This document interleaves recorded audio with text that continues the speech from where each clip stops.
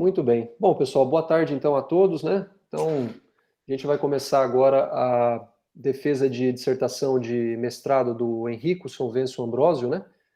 E o Henrico vai ter aí digamos, de 40 a 60 minutos para fazer uma exposição do trabalho dele. Aí depois a gente vai se reunir, né? Nós da banca, eu, o professor João e o professor Sérgio, a gente vai se reunir numa sala separada para deliberar a respeito do trabalho e aí depois a gente retorna para dar o nosso parecer e a nossa avaliação a respeito do trabalho. Tá legal? Claro que depois da apresentação, né, antes da gente deliberar, a banca vai ter liberdade para poder fazer perguntas ao Henrico a respeito do trabalho. Muito bem, então o título do trabalho do Henrico é um estudo do espectro de Futic para o operador P-Laplaciano. Muito bem, Henrico, fica à vontade, eu vou fechar aqui meu vídeo e meu áudio para não ficar sobrecarregando a conexão. Tá Tá legal? bom. Beleza. Bem, primeiramente, então, boa tarde a todos. Queria, primeiramente, agradecer a todo mundo aqui que está para prestigiar minha defesa. Agradecer em especial aos professores por terem aceitado participar da minha banca, o professor João, o professor Sérgio e o professor Pimenta pela orientação. Então, vamos lá. Igual o professor Pimenta falou, o meu trabalho teve o nome Um Estudo do Espectro de Futic para o Operador P-Laplaciano. Eu defendi esse mestrado pelo ENILCE, na Unesp, e fui orientado pelo professor Pimenta. Bem, uma breve introdução aqui do qual foi o objetivo do meu trabalho. O objetivo desse trabalho foi explicitar os argumentos contidos nesse artigo aqui, que é o The Beginning of the Futic Spectrum for the P-Laplacian, do Cuesta, Figueiredo e Gossés, que de maneira pioneira eles estudaram o espectro de Futic para o operador P-Laplaciano. Então, o que a gente vai fazer? A gente vai apresentar a construção e fazer um estudo qualitativo da primeira curva não trivial do espectro de Futic. Bem, só para explicar como que vai ser dividido, como foi dividida a dissertação e também a defesa, uma breve introdução histórica, que vai ser mais ou menos os resultados clássicos, de onde que surgiu a ideia de trabalhar. Na segunda sessão, a gente vai construir uma curva no espectro de Futic, e essa curva, na terceira sessão, a gente vai mostrar que ela, na verdade, é a primeira curva não trivial. E como que a gente vai fazer isso? A gente vai fazer isso utilizando as propriedades do espectro de Futic que a gente vai estudar, com alguns resultados técnicos. E, por fim, na última sessão, a gente vai estudar algumas propriedades da curva, como a monotonicidade e fazer uma análise assintótica da curva. Bem, vamos primeiro definir, então, o que significa pertencer ao espectro de Futic. Um par, no plano cartesiano, ele pertence ao espectro de Futic se ele está associado a uma função do espaço de Sobolev, que é uma solução não trivial desse problema aqui. E esse problema a gente vai se referir ele como problema de Futic, que vai ser dado pela letra PF. E, bem, uma função é dita ser uma solução fraca do problema de Futic, se ela satisfaz essa igualdade aqui para toda função teste no espaço de Sobolev. Na literatura a gente já conhece bem o problema de alto valor, bem já estudado, a gente vai se referenciar ele como PA, e uma solução é dita ser uma solução fraca do problema de alto valor, se ela satisfaz essa igualdade para toda função teste. Lambda também ele é dito ser um alto valor, se existe uma U que satisfaça a solução fraca, e essa U vai ser a autofunção associada à lambda, alto valor. Bem, Linsky em 90, ele define o primeiro alto valor dessa forma aqui, que é uma caracterização variacional. E a gente vai usar durante o texto, caracterização variacional, e essa caracterização variacional, por sua vez, também ela é equivalente ao ínfimo desse quociente de Rayleigh. Azoreira e Alonso, eles obtêm uma sequência de autovalores crescente dessa forma aqui. Anani e Tissuri, 96, caracterizam o segundo autovalor como sendo o mínimo, como sendo esse mínimo aqui, e garantem que não existe nenhum autovalor entre o primeiro e o segundo autovalor. A partir do espectro usual, que é denotado pelo sigmazinho 2, na década de 70, Spatoplock Futic, ele estudou uma generalização, que é uma generalização do problema de alto valor, que vai ser dado pelo problema de Futic, quando ele considerou pesos distintos na parte positiva e na parte negativa da função. E daqui para frente foi quando começou os resultados para o espectro de Futic, onde a gente tem as jumping non-linearities. Dancer, em 81, ele garante que o espectro de Futic para o operador 2 Laplaciano, o operador Laplaciano usual, ele é formado por curvas que partem da diagonal, onde esses elementos da diagonais são outros valores distintos do operador Laplaciano. Schroeder, em 94, garante que contém curvas contínuas e sistemamente decrescente no espectro de Futic. Nesse mesmo trabalho, quando P igual a 2 e a ordem for igual a 1, o espectro de Futic vai ter o mesmo comportamento do caso em EDO. Figueiredo e Gossés, eles usam uma abordagem variacional para estudar a primeira curva não trivial do espectro do operador Laplaciano normal. E essa curva é a mesma obtida por Cuesta e Gossés em 92 e Schroeder em 94, mesmo que as abordagens tenham sido diferentes. Bem, daqui para frente, então, a gente vai começar a falar, de fato, do meu trabalho. Então, a gente vai começar a construir a curva, a curva no espectro de Foote. E qual que vai ser a ideia? A ideia vai ser a gente partir dos resultados clássicos que a gente tem do problema de alto valor, a gente vai chegar nessa seção em 3 pontos críticos do funcional, de um certo funcional que a gente vai achar. Então, tá bom. Quais são os resultados que a gente vai usar? A gente vai ter essa variedade de M, que vai ser os elementos no espaço de Sobolev que tem norma P igual a 1. Para todo elemento que pertence a essa variedade, o ínfimo, naquela caracterização variacional, só vai ser atingido se o V for uma autofunção associada ao primeiro autovalor. A gente sabe também que o primeiro autovalor ele é estritamente positivo, ele é simples, no sentido que seu autoespaço associado é unidimensional. Qualquer autofunção associada a um autovalor positivo, que seja diferente, isso aqui é muito importante, que ele seja diferente do lambda 1, necessariamente muda de sinal. A gente usa isso aqui bastante ao longo do texto. Existe uma autofunção que a gente vai falar como sendo a primeira autofunção, que vai ser dada por φ1, associada a lambda 1, tal que essa primeira autofunção, ela também é estritamente positiva, e tem norma P igual a 1. E, por último, que o lambda 1 é isolado. Bem, qual que vai ser o ponto de partida, então, do nosso trabalho? Vai ser o quê? Mostrar que o espectro usual do operador P laplaciano está contido na diagonal principal do espectro de Foote. E como que a gente mostra isso? A gente mostra isso mostrando a equivalência entre esses dois problemas aqui. A gente só vai usar as propriedades da função e a gente consegue mostrar rapidamente que esses problemas são equivalentes. Então, daqui a gente já começa a trabalhar com a primeira propriedade do espectro de Foote, que é garantir que as linhas triviais, lambda 1R e R lambda 1, estão contidas no espectro de Foote. E o que a gente usa? Na demonstração, a gente vai usar que as altas funções do primeiro alto valor possuem sinal definido. Ou seja, é aquela propriedade que eu falei do resultado clássico. Que se está associado a uma função, se está associado a uma autofunção está associada diferente de um lambda 1, vai ter que mudar de sinal. Nesse caso aqui, a gente vai usar que as autofunções não mudam de sinal. Então, tá bom. A gente parte da forma fraca do problema de alto valor, e a gente usa como função teste a primeira autofunção. Dessa forma, a gente vai chegar que, usando que tem sinal definido, a gente consegue chegar na forma fraca de um elemento das linhas triviais aqui. Então, a gente vai conseguir garantir que as linhas triviais estão contidas no espectro. Esse segundo resultado está me falando que aqui nessa parte listrada da imagem não possui nenhum elemento do espectro de Foote. E como que a gente mostra isso? A gente consegue por contradição. Então, a gente supõe que existe um elemento aqui, e com isso a gente vai chegar que, como ele tem um elemento aqui, vai estar associado a uma função. E a gente vai chegar que essa função, da nossa hipótese de contradição, vai ser estritamente negativa. Então, ela não muda de sinal. Se ela não muda de sinal, ela vai estar associada a um elemento das linhas triviais. Então, vai implicar que o lambda 1 vai ser igual a beta, o que vai ser uma contradição. Então, a gente vai conseguir chegar a uma condição com a hipótese, portanto, a gente conseguiu provar que aqui não tem nenhum elemento das linhas triviais. Ou não tem nenhum elemento do espectro de Foote. Bem, aqui então estão os funcionais, que eu falei que a gente vai começar a procurar pontos críticos dele. Então, o funcional J, ele é dado pela norma do espaço de Sobolev de U elevado a P, menos S vezes a norma P da parte positiva de U elevado a P. E a norma P elevado a P. E M, então, a gente pode escrever como a imagem inversa de I em 1. E aqui o funcional JS etil vai ser a restrição do funcional J na variedade de M.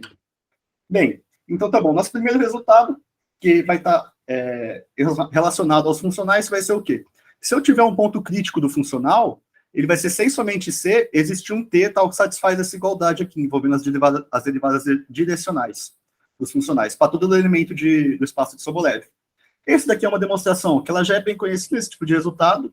A ida, a gente usa o fato dos funcionais serem C1, então vai seguido direto do teorema dos multiplicadores de Lagrange, enquanto a volta vai ser da gente trabalhar com isso aqui. A gente passa esse elemento para cá e aplica a norma P aqui. Então, vai chegar que existe um T, tal que a norma T vai ser igual a zero. Ou seja, a gente vai estar criando um vínculo do funcional em M. Portanto, vai ser um ponto crítico do funcional.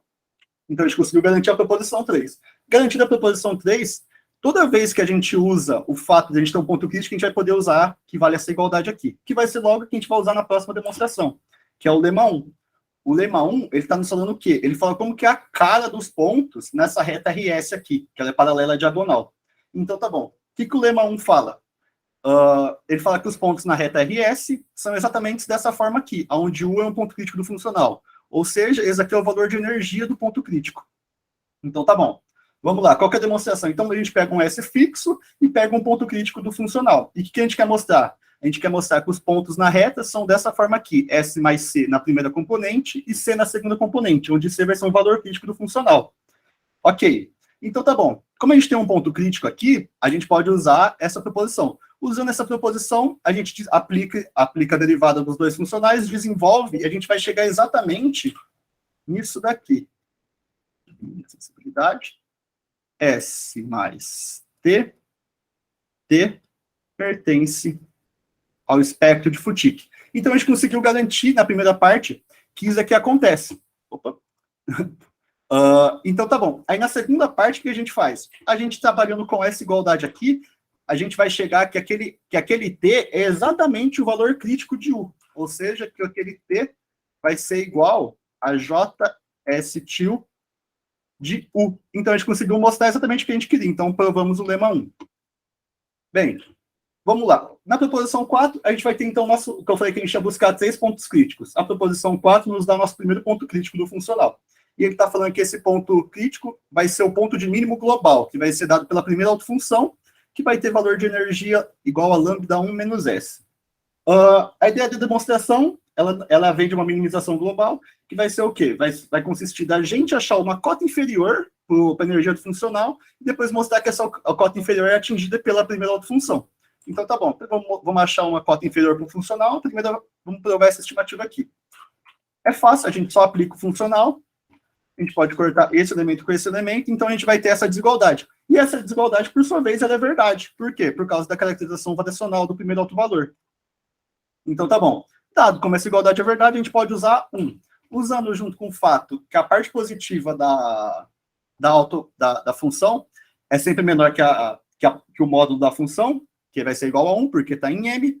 Então, tá bom. Usando 1, a gente tem essa estimativa. Usando esse fato aqui, a gente consegue chegar que lambda 1 menos S é uma cota inferior para o funcional. Então, tá bom. Agora, o que a gente vai fazer? A gente vai usar que φ1 é a autofunção associada ao alto valor. A gente vai usar a forma fraca do problema de alto valor e vai chegar nessa igualdade 2 aqui. Dessa igualdade 2, agora, a gente vai usar ela quando a gente avaliar a energia do funcional. Só aplicando o funcional no φ1, usando a igualdade 2, pelo fato, e junto com o fato de que a primeira autofunção é sempre positiva. Então, se ela é sempre positiva, ela vai ser igual ao módulo dela, que vai ter norma 1.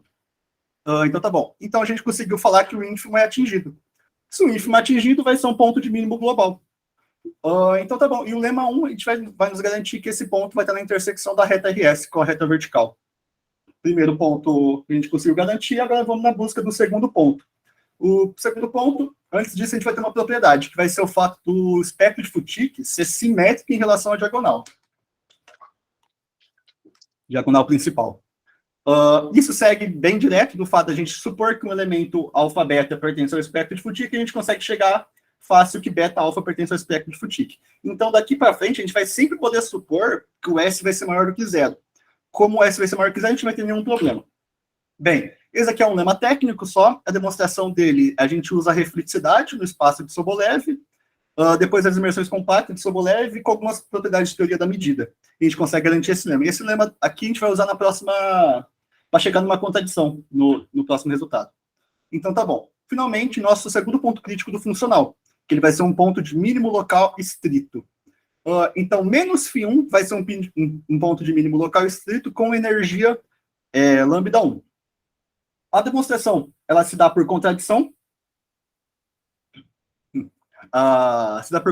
Então a gente vai supor que menos φ1 não é um ponto de mínimo local estrito. Ou seja, a gente vai tomar uma sequência UN que vai convergir para menos φ1, só que quando eu aplicar o funcional nessa sequência, a energia vai ser menor ou igual do que lambda 1, ou seja, para não ser um ponto de mínimo local estrito. Então tá bom. Como a gente sabe que φ1 é maior do que zero, menos φ1 vai ser sempre menor do que zero. Ou seja, então, como o N está convergendo para menos φ1, em algum momento a gente consegue que o N vai trocar de sinal. Ok. Então, daqui, a gente vai tomar uma sequência Rn como sendo esse quociente aqui, e a gente sabe que é uma sequência dessa forma aqui, nesse caso, vai ser ilimitada. Então, tá bom. Só que a gente vai trabalhar com as hipóteses de contradição daqui, com as imersões de Sobolev, e a gente vai conseguir chegar aqui, Rn é limitada. vai ser uma contradição com o lema técnico anterior, ou seja, a contradição veio da gente ter suposto que não era um ponto de mínimo local estrito, ou seja, a gente consegue garantir que menos φ1 é um ponto de mínimo local estrito. Tá bom, vamos para o próximo. Próximo teorema, aqui é o teorema do passo da montanha, e a gente vai usar o teorema do passo da montanha para obter o nosso terceiro ponto crítico. E daqui para frente, os próximos resultados que eu vou enunciar vai ser no sentido de garantir as hipóteses do teorema do passo da montanha. A hipótese G2zão e a hipótese M1zão. Tá bom, a primeira hipótese que a gente vai satisfazer vai ser a M1zão, que o funcional satisfaz a condição de Palais meio. É dado pelo lema 3, e a demonstração ela é bem técnica. A gente tem que fazer o quê? A gente quer mostrar que o funcional satisfaz a condição de Palais meio em M. Ou seja, a gente quer mostrar que uma sequência de Palais meio qualquer vai convergir a menos de uma subsequência. Então tá bom. A demonstração ela é bem técnica, e a gente vai partir então, que a gente vai ter uma sequência qualquer, que é Palais meio em M. A gente vai usar a limitação do funcional, que a gente já provou, e a gente consegue chegar que a sequência também vai ser limitada. Como a sequência é limitada, a gente vai usar a dimensão de Sobolev, que a gente vai conseguir uma convergência forte. Essa convergência forte a gente usa junto com o lema de Bresys-Lieb. E, por fim, a gente vai usar umas desigualdades que envolvem produto interno para conseguir garantir a convergência, porque converge mesmo em sequência. Então, a gente consegue garantir o processo que o funcional satisfaz a condição de Palais meio. Ok.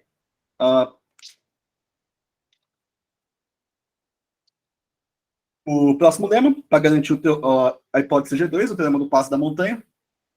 Essa demonstração, ela também é por contradição, e ela é bem grande, ela também é bem técnica.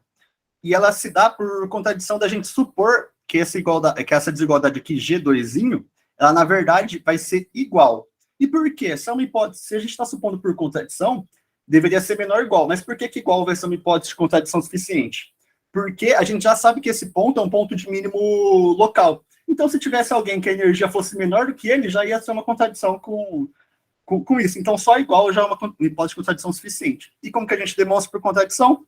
A gente supõe que a gente pega um certo conjunto C em volta dessa norma aqui, a gente vai aplicar o princípio variacional de Ekeland lá, a gente vai obter, então, uma sequência Vn, e depois dessa sequência, a gente mostra que ela satisfaz que essa sequência, na verdade, ela é Palais meio para o funcional. Ou seja, que quando a gente aplicar essa sequência na derivada do funcional, ela vai ser limitada, e que a norma estrela do funcional aplicada em Vn vai para zero. Mostrar essa última parte, que a norma estrela vai para zero, é a parte mais técnica da demonstração. Agora a gente vai ter, então, está em condição agora de achar o terceiro ponto crítico do funcional, que vai ser dado pelo teorema 2. Então, ele está falando que para cada S maior ou igual do que zero, na primeira componente S mais C de S, na segunda componente C de S, vai pertencer ao espectro de Futic, onde C de S vai ser maior que λ1. E vai ser definido pela seguinte forma, dessa forma aqui, vai ser o quê? O ínfimo das curvas pertencente a gamas, tal que o máximo do funcional em U, com U pertencente à imagem da curva nesse intervalo -1, 1. Então, tá bom. Vamos mostrar o teorema 2. E o teorema 2, a gente falou que a gente queria usar o teorema do passo da montanha. Então, tá bom. Primeira hipótese vai ser satisfeita pelo fato de como φ1 e menos φ1 são diferentes, então, de fato, vai existir um epsilon, para que a distância deles no espaço de Sobolev vai ser maior do que epsilon. Primeira hipótese já está garantida o teorema do passo da montanha. Ok. A segunda hipótese, a gente usa o fato de ser um ponto de mínimo local. Então, claro, o máximo entre o mínimo global e o mínimo local vai ser o mínimo local. Então, tá bom. Enquanto a gente aplica o lema 4, a desigualdade G2 vai nos garantir a hipótese G2-zona do teorema do passo da montanha. Ok. O lema 3 garante que o funcional satisfaz a condição de Palais meio, então a gente já tem a hipótese M1zão do teorema do passo da montanha. A última hipótese, a gente pode considerar essa curva, portanto, a gente garante que gama é diferente do vazio, que garante a hipótese M2 do teorema do passo da montanha. Então, a gente consegue aplicar o teorema do passo da montanha, que nos fala que esse aqui é o valor crítico do funcional. Conseguimos, e a gente sabe que C de S, de fato, né, como vai ser maior que esse máximo aqui, vai ser que é λ1, que é o valor de menor energia local. Então, a gente conseguiu garantir que temos um terceiro ponto crítico do funcional. E agora a gente consegue criar aquela curva que eu falei que a gente ia criar na seção 2. Então, para cada S0, o lema 1 vai nos falar que essa curva vai ser uma coisa dessa forma aqui. Onde na primeira componente vai ser S mais C de S, e na segunda componente vai ser C de S. Então, agora o nosso objetivo no trabalho vai ser o quê? Provar que essa curva é, na verdade, a primeira curva não trivial do espectro de Futic. Então tá bom. Bem, vamos fazer isso agora nessa sessão. Nessa sessão, o que a gente vai fazer? A gente vai estudar algumas propriedades, estudar alguns resultados técnicos, e a gente vai conseguir mostrar que, de fato, aquele terceiro ponto do crítico do funcional, ele é, na verdade, o primeiro ponto crítico não trivial do espectro. Para isso, a gente vai precisar que as curvas triviais no espectro de Futic são isoladas. Lá no começo, eu falei que no espectro usual, o lambda 1 é isolado. Então, agora a gente vai mostrar que as linhas triviais são isoladas no espectro de Futic, que vai seguir a ideia do espectro de Futic ser uma generalização do espectro usual.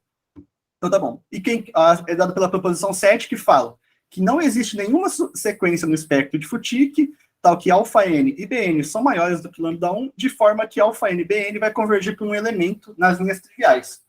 A demonstração é por contradição.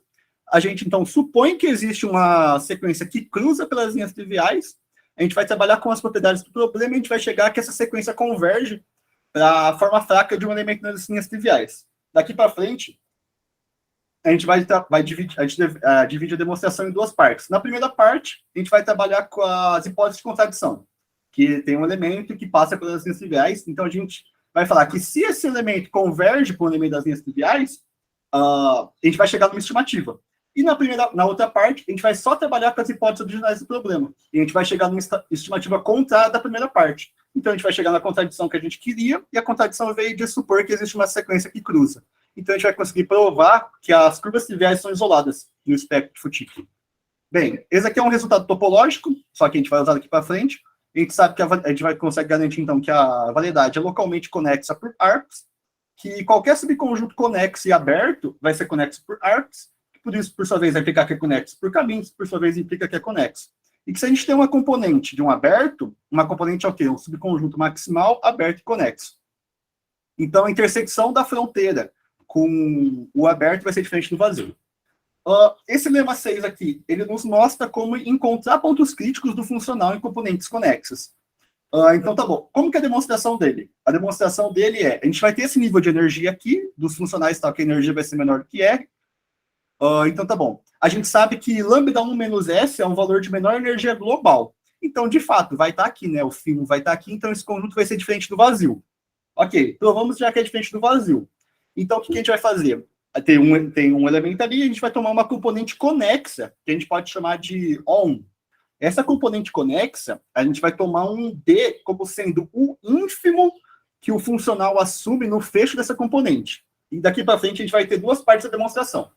A primeira parte, a gente vai mostrar que se o ínfimo for atingido, esse ínfimo que vai estar no fecho da componente, que se ele for atingido, vai ser no valor crítico do funcional.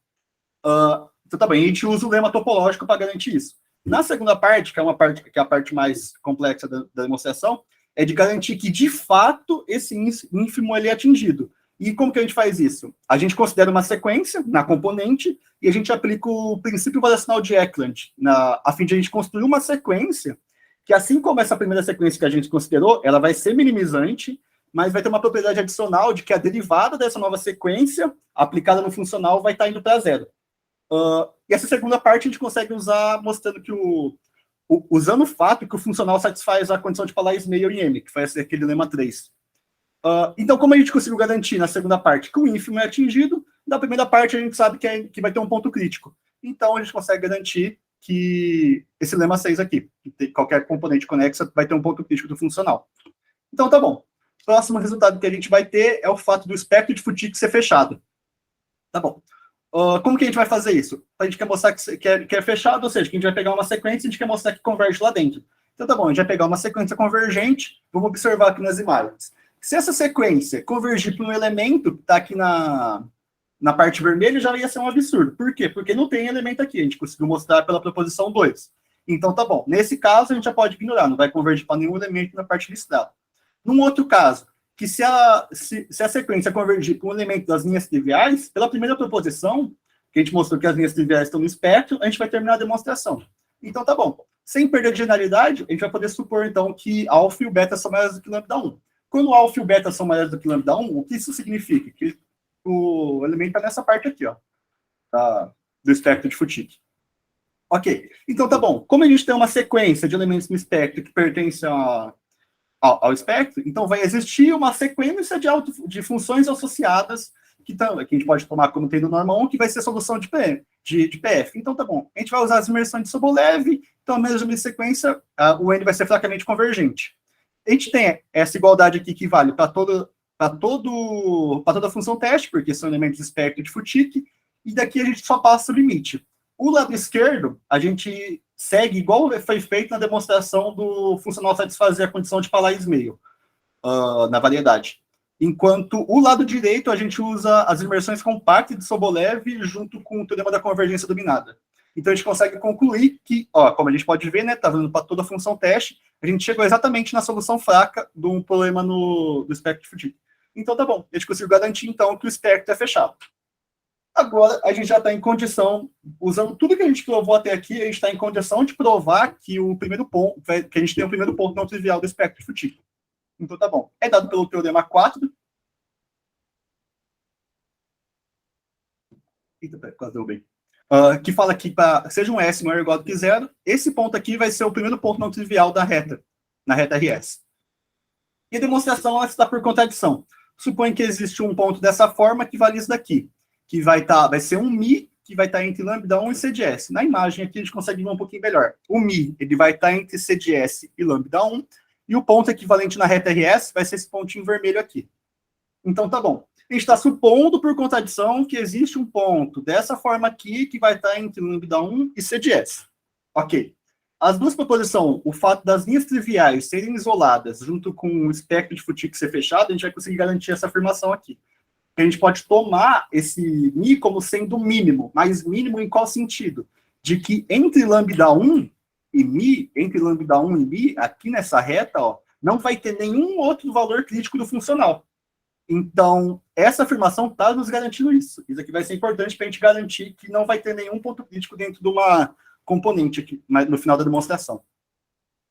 Então, tá bom. A gente consegue garantir essa afirmação como? Ela precisa por contradição, que a gente usa, e contradição com o fato das linhas triviais serem isoladas. Então, tá bom.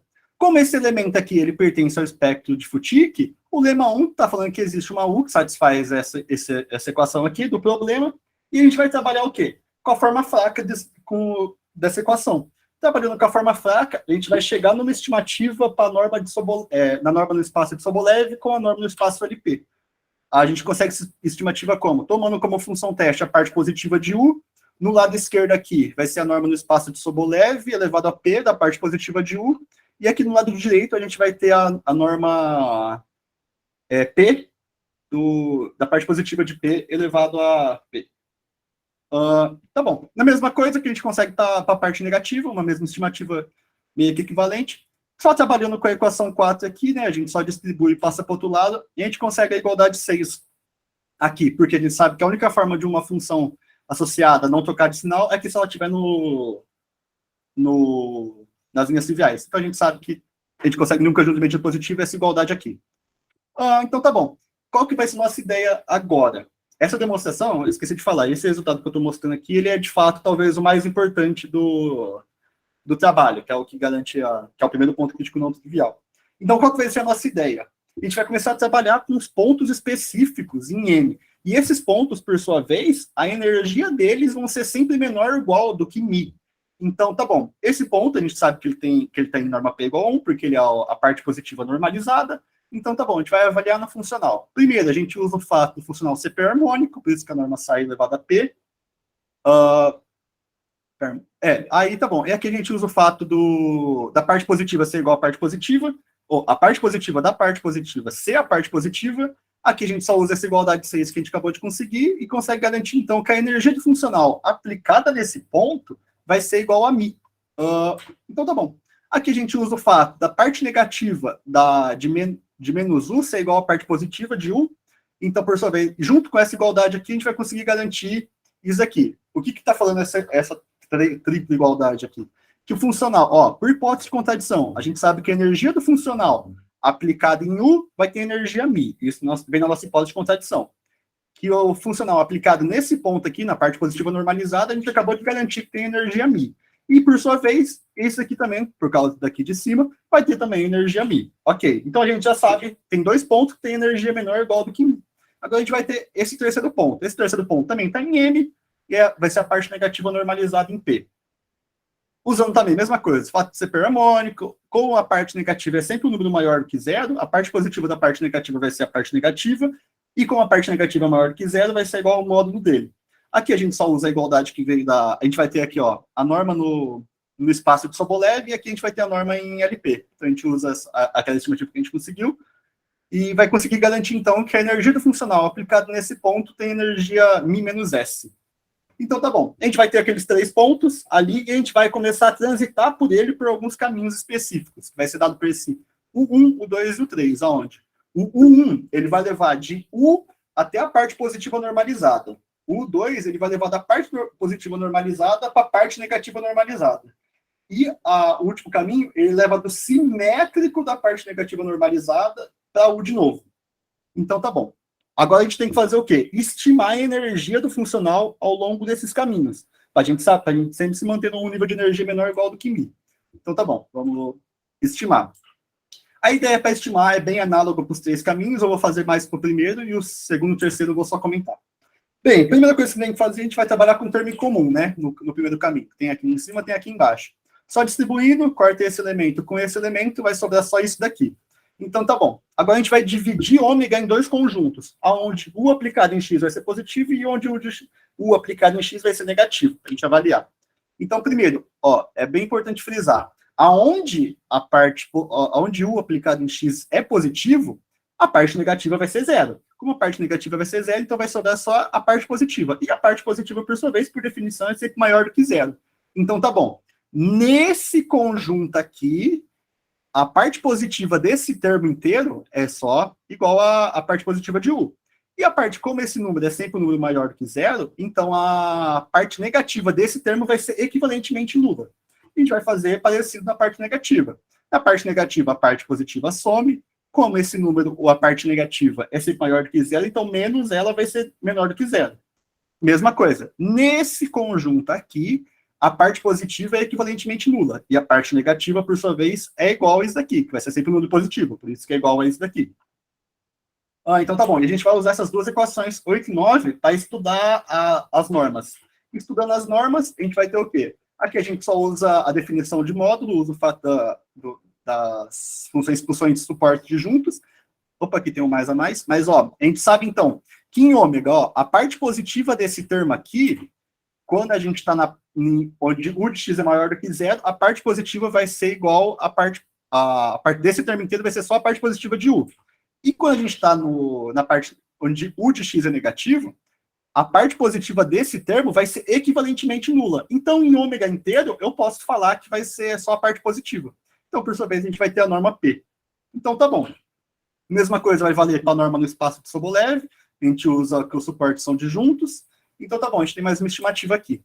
Agora a gente já está em condição de estimar a energia do funcional ao longo do caminho.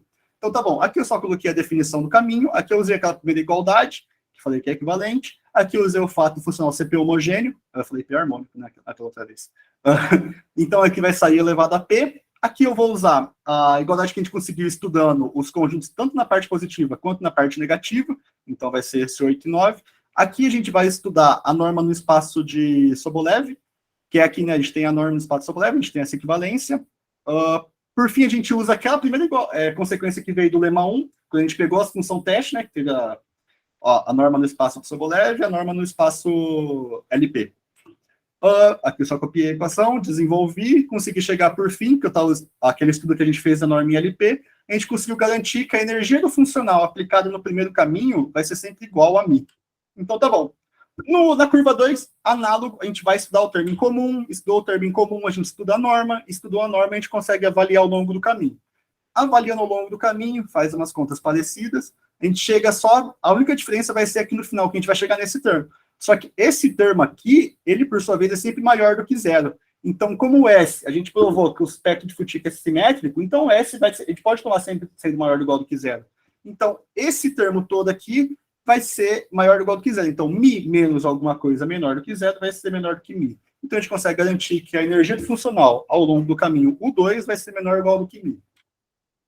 Nossa, que dor de cabeça. Aqui é a mesma coisa para o terceiro caminho. Para o terceiro caminho, a gente vai conseguir chegar que a energia funcional aplicada no terceiro caminho vai ser igual a μ. Então, a gente vai ter agora a nossa estimativa dos caminhos aplicadas no funcional, que vai ser dado por EC. Agora, tá bom. O que a gente vai fazer? A gente vai utilizar o caminho U1, U2 e U3, a gente vai sair de U, que possui energia μ, por hipótese de contradição, a gente vai para a parte positiva, depois a gente vai para a parte negativa, e vai chegar, por fim, no simétrico da parte negativa, que ele possui energia μ menos S. Esse ponto vai ser especial, porque esse ponto ele não vai ser um ponto crítico, ele vai ser um ponto regular. Mas então tá bom. A gente está usando só os caminhos 1, 2, 1, 3, então por causa da estimativa de caminhos, a gente não vai sair do nível de energia menor ou igual do que μ. Ok, agora a gente vai pegar mais um caminho. Mentira, primeiro a gente vai avaliar o nível de energia abaixo do μ menos S. Então tá bom. Primeiro a gente vai ver se tem algum ponto que a gente conhece aqui, e de fato, vai ter o primeiro ponto, o ponto crítico, o ponto de mínimo global funcional. Por quê? Porque ele é o ponto de mínimo global. Então o valor de menor energia, de fato, vai estar aqui. Então, como o lambda 1 é menor que μ, vai chegar que a energia dele é menor que μ menos S, então a primeira autofunção está nesse nível de energia.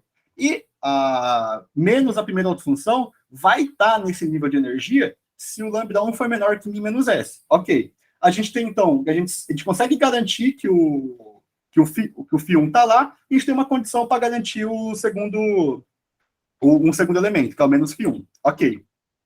E por causa disso, como a gente já tem essas duas condições, a gente consegue garantir que o U não vai estar nesse nível de energia. Por quê? Se ele tivesse lá, se tivesse mais algum outro ponto, como ele teria que ser? Ele teria que ser um W, que pertence a esse nível de energia, tal que o quê? A energia do funcional aplicada em W teria que ser maior do que a energia de mínimo local, que por sua vez é maior do que a energia de mínimo global. E por outro lado, ele teria que ser menor do que U, só que da energia aplicada em U. Só que isso seria uma contradição com aquela afirmação. Lembra? A afirmação que eu comecei no começo da demonstração, que a gente está tomando como sendo valor de mínimo naquele sentido, que entre lambda 1 e μ não teria nenhum outro ponto crítico. Então, a gente consegue garantir que o U não vai estar aqui nesse nível de energia. Então, tá bom. Onde a gente está? A gente está no final do caminho U2, no ponto U-, normalizado. E esse ponto tem energia μ menos S. Só que esse ponto, ele não é um ponto crítico do funcional. Por quê? A gente sabe que isso aqui não muda de sinal, né? Porque aqui vai ser sempre uma coisa maior do que zero, a norma é sempre maior do que zero, então esse elemento não muda de sinal. Como ele não muda de sinal, a gente sabe que a única forma de um elemento não mudar de sinal é que se ele estiver associado a um ponto nas setas triviais. E se ele está nas setas triviais, ele teria que ser o múltiplo da primeira autofunção, né? Então tá bom. Só que a primeira autofunção, em ômega, a gente sabe que ela é extremamente positiva. E isso daqui, onde, se a gente falar no conjunto onde as U de x são maiores do que zero, aonde é maior do que zero, isso aqui vai ser igual a zero. Então isso aqui vai se anular. Vai ser uma contradição. Então, esse aqui vai ser um ponto regular. Como a gente tem um ponto regular, lá de cálculo, a gente consegue um caminho tal que aplicado em zero vai dar nesse ponto, no ponto regular, e vai ter a derivada aplicada no caminho vai ser sempre diferente de zero. Então, tá bom. Qual que vai ser a ideia agora? A gente vai seguir por uma parte desse caminho, a gente não vai usar o caminho inteiro. A gente vai seguir por uma parte desse caminho até um outro ponto, aonde, como esse ponto ele tem energia menor, igual a μ menos S, a gente pode considerar no intervalo que a gente pode pegar um caminho tal que numa bolinha vai ter sempre energia menor do que μ menos S. E a gente vai pegar um ponto, então, dessa forma. Então, a gente vai pegar um V, a gente vai criar um outro caminho, que vai usar uma parte, o sigma. Então, usando o sigma, a gente vai sair da parte negativa e vai para esse ponto V, aonde, com exceção do ponto inicial, vai sempre estar no nível de energia inferior a μ menos S. Ok. Em particular, como V não é o ponto inicial, tem energia μ menos S, menor do que μ menos S, então ele está no nível de energia O. Então tá bom. Como ele está lá, e a gente sabe que componentes são conjuntos maximais, então todo elemento que está lá vai estar contido numa componente. Então a gente pode pegar, em particular, a componente que contém o V. Então tá bom. Nessa componente, o item 2 do lema 5, que é aquele lema topológico, ele vai garantir a conectividade por arcos, que por sua vez vai implicar que é conexo por caminhos, que vai implicar que é conexo. E o lema 6, ele está garantindo que numa componente conexa vai ter sempre um ponto crítico. e a gente já viu, né, quais são os possíveis pontos críticos daquela componente, que é o φ1 e o menos φ1. O menos φ1, a gente não tem certeza que está lá, então a gente sabe que o φ1 está lá, está garantido. Então a gente vai seguir por esse caminho até o φ1. Então tá bom. Seguindo lá, por causa de 18, a gente vai se manter ainda no nível de energia menor do que μ menos S, porque a gente sabe que a energia do funcional aplicado em φ1 vai ser menor que μ menos S. E a conectividade vai ser garantida pelo lema 5. Então tá bom. Então a gente definiu como sendo o 4 essa última parte do caminho, onde a gente foi da parte negativa, passando por V e indo para a primeira autofunção. E agora a gente vai considerar como sendo menos o 4 o caminho simétrico. Ou seja, ele vai nos levar de menos a parte negativa da função até menos φ. Então tá bom. A gente sabe que o 4 vai ser definido dessa forma. E a gente primeiro, agora a gente tem que, por fim, né? Vai ser a gente está encaminhando para o final da demonstração. A gente tem que estimar a energia do funcional nesse caminho. E para isso a gente precisa dessa desigualdade. E essa desigualdade a gente vai precisar de uma afirmação. Essa afirmação, ela é garantida, que a diferença das partes positivas e negativas em módulo vai ser igual ao módulo da função. A gente vai estudar o conjunto em duas partes, vai dividir em duas partes, vai mostrar que é igual nos dois conjuntos. Então, a gente pode usar a afirmação. Só aplicando, então, o funcional, a gente vai ter isso aqui, a gente pode cortar as normas, passou o S para fora do módulo, usou a propriedade de integral, o módulo passa por dentro da integral, a gente usa a afirmação, consegue garantir, como a gente está tomando W em M, tem norma P igual a 1. Então, a gente conseguiu, de fato, garantir a desigualdade, que a diferença dos funcionais aqui, em módulo, vai ser menor ou igual do que S. Então, tá bom. Usando a conexidade por arcos de M, que é o lema 5, 1zinho, a gente sabe que menos o 4 e o 4 vão ter norma P igual a 1. Então, tá bom. Usando a desigualdade, para todo elemento de M, só desenvolvendo, a gente consegue garantir que a energia do funcional aplicada em menos o 4 vai ser menor ou igual do que μ. Então, por fim, a gente conseguiu garantir que que esse funcional também tem energia menor ou igual do que μ. Então, tá bom. Vamos recapitular tudo que eu fiz agora nessa demonstração. A gente vai usar menos o 4, o simétrico, para ir do quê? De menos φ1 para a parte negativa normalizada, usando esse caminho vermelho aqui, que é menor ou igual, vai ter energia menor ou igual do que μ. Pelo caminho rosa, a gente vai sair da parte negativa normalizada e vai para U, e depois vai para a parte positiva normalizada. A gente vai usar o caminho U3 e U1, que a gente conseguiu garantir que tem energia igual a μ. E o caminho U2, a gente vai sair da parte positiva e vai para a parte negativa normalizada. E esse elemento aqui, a gente sabe que esse elemento aqui é um ponto regular. Esse ponto regular, a gente conseguiu aquele caminho sigma, que é um marronzinho aqui. Esse caminho sigma, ao longo dele inteiro, tem energia restrita menor que μ menos S. Então, tá bom. A gente vai, então, utilizar uma parte do caminho marrom para ir naquele ponto V, que também tem energia menor do que μ menos S, e desse ponto V a gente vai ter aquela componente, e nessa componente a gente consegue garantir que tem o φ1 lá. Então, a gente vai, por causa da conectividade por arcos, a gente vai para lá. Para menos φ1. Então, o que aconteceu? A gente está chegando numa contradição pela definição a gente criou um caminho, né, de menos φ1 até φ1, que mantém o nível de energia menor ou igual do que μ. Só que pela definição de CDS, a gente tem que CDS menor ou igual do que μ. Só que está contradizendo a nossa hipótese de contradição, né? Que era o fato de μ estar entre lambda1 e CDS. Então, a contradição veio de a gente ter suposto que não era o primeiro ponto crítico não trivial. Que é do primeiro ponto não trivial do espectro de Foucault. Então, de fato, a gente conseguiu mostrar esse resultado, que eu acho que é o resultado mais importante do trabalho, que é o primeiro ponto crítico não trivial. Então, de fato, aquela curva que depende desse ponto vai ser a primeira curva não trivial do espectro de Foucault. Então, tá bom, por fim aqui, estou em 42 minutos, vou estudar só mais algumas propriedades da curva. Então, tá bom, a primeira coisa que a gente vai estudar vai ser a monotonicidade da curva, e depois a gente vai fazer uma análise no limite. A gente vai considerar o seguinte problema aqui, que vai ser um problema de Foucault, onde alfa e o beta dependem de x, vai se referir ele como P1. Então, tá bom. Esse lema 7, a gente está interessado, na verdade, num corolário dele, que vai ser o corolário 1. Então, se a gente vai ter um elemento na curva, a gente supondo H1 e H2, e junto com essas duas, ou essa desigualdade em ômega, então o problema P1 vai admitir somente solução trivial. E isso daqui a gente vai chegar numa contradição usando esse corolário aqui. A definição 2 aqui é a definição de um ponto regular e do que significa satisfazer a condição de esfera interior. Então, tá bom. Agora, a primeira coisa que a gente vai mostrar vai ser a monotonicidade da curva. Vai ser a proposição 9. Então, a curva, que na primeira componente é S mais C de S, e na segunda componente é C de S, ela vai ser contínua e vai ser estritamente decrescente. Para mostrar que é estritamente decrescente, a gente supõe por contradição que não é.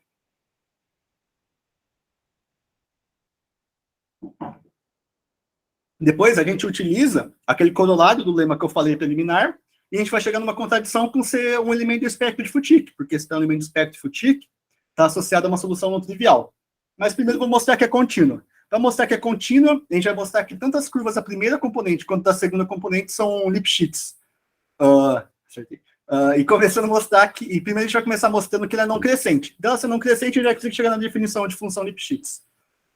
Bem, então vou mostrar que é não crescente. Ou seja, que se o S for menor que S', essa curva aqui vai ter que C de S ser maior ou igual que C de S. Como que a gente consegue isso? Considerando S menor que S', a gente calcula a diferença desses dois funcional, JS e JS'. A gente vai conseguir, junto com a definição de C de S, a gente vai conseguir garantir que é, de fato, não crescente. Como é não crescente, vale essa desigualdade. Aqui a gente só vai ter que o máximo, como a definição de C de S é aquilo lá, que é o ínfimo do máximo do funcional. Deixa eu aumentar o ventilador.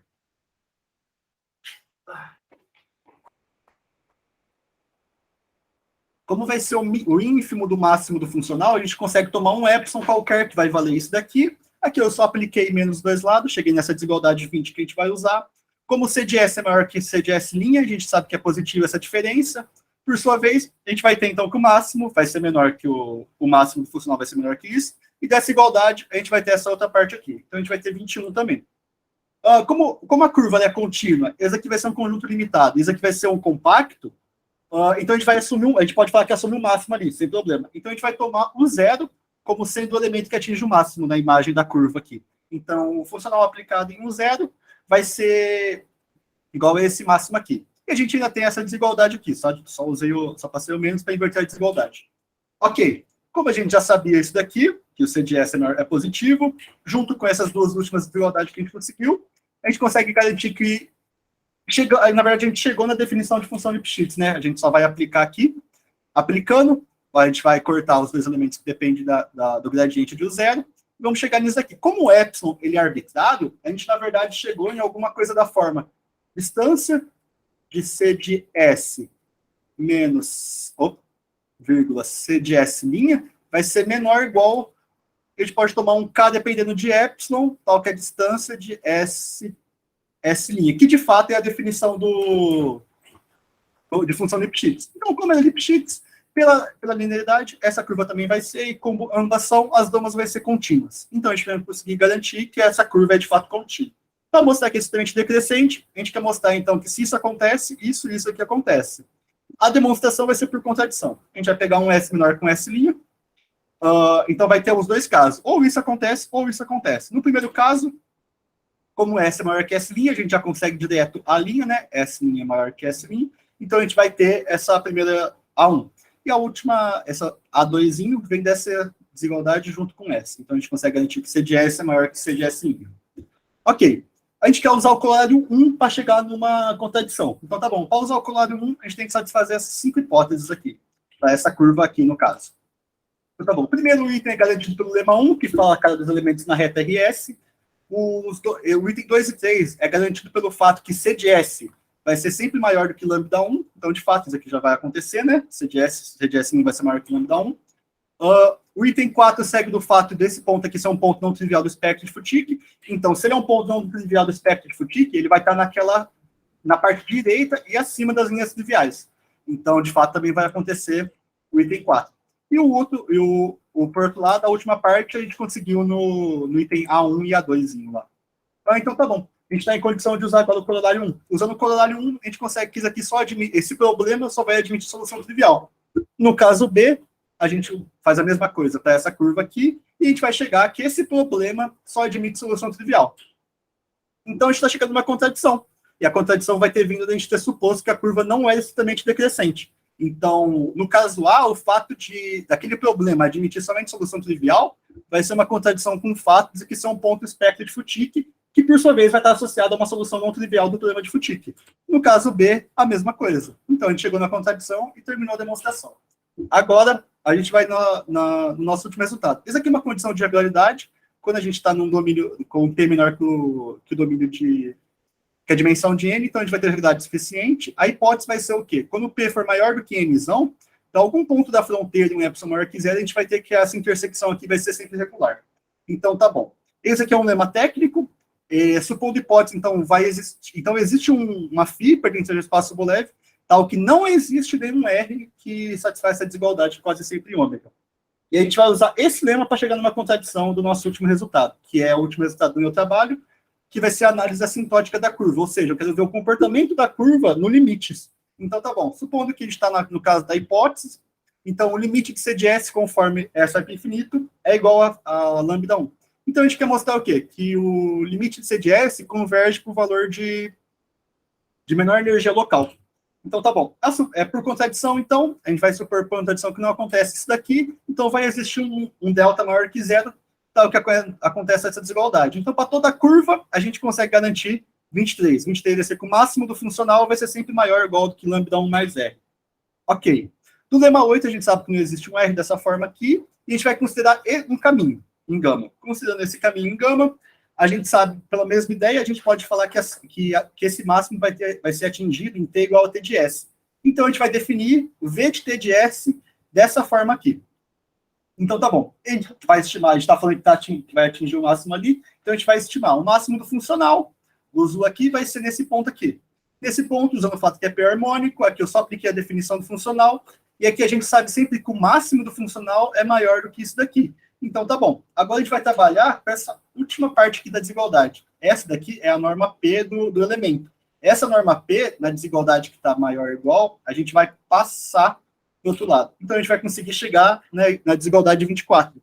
Da desigualdade de 24, a gente, conforme, se a gente fazer o S para infinito em 24, a gente pode considerar que a menos de uma subsequência, o T de S vai convergir para um T barra. Então, tá bom. Agora a gente vai começar a buscar quem que é esse T barra, nosso objetivo aqui. Como a gente sabe que o V de T de S se mantém limitado, então vai existir um K, tal que tem essa limitação, a norma no espaço de Sobolev. Então, em 24 aqui, a gente vai estimar. Por cima a gente tem essa limitação, e quando a gente faz o S para infinito nessa desigualdade aqui, a gente, necessariamente, esse termo aqui tem que ir para zero. A gente vai usar, então, isso aqui daqui para frente, que a parte positiva do V de T de S vai para zero, a norma P dele. Porque, caso contrário, ia estar contrariando o fato do funcional ser limitado. Então, e por sua vez, se a gente fizer essa convergência aqui, a gente sabe que por um lado vai para zero, e por outro lado, esse termo vai para um T barra. Então, a gente tem 27. Então, de 27, com isso daqui, a gente sabe que esse termo vai para zero.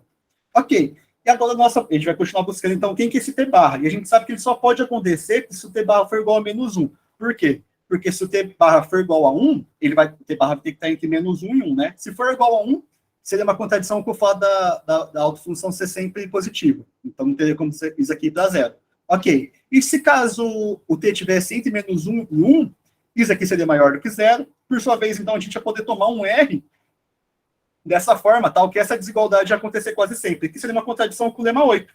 Então, uma contradição com aquele lema de regularidade, então também não pode acontecer. Então, o único caso é o TS convergir para menos 1.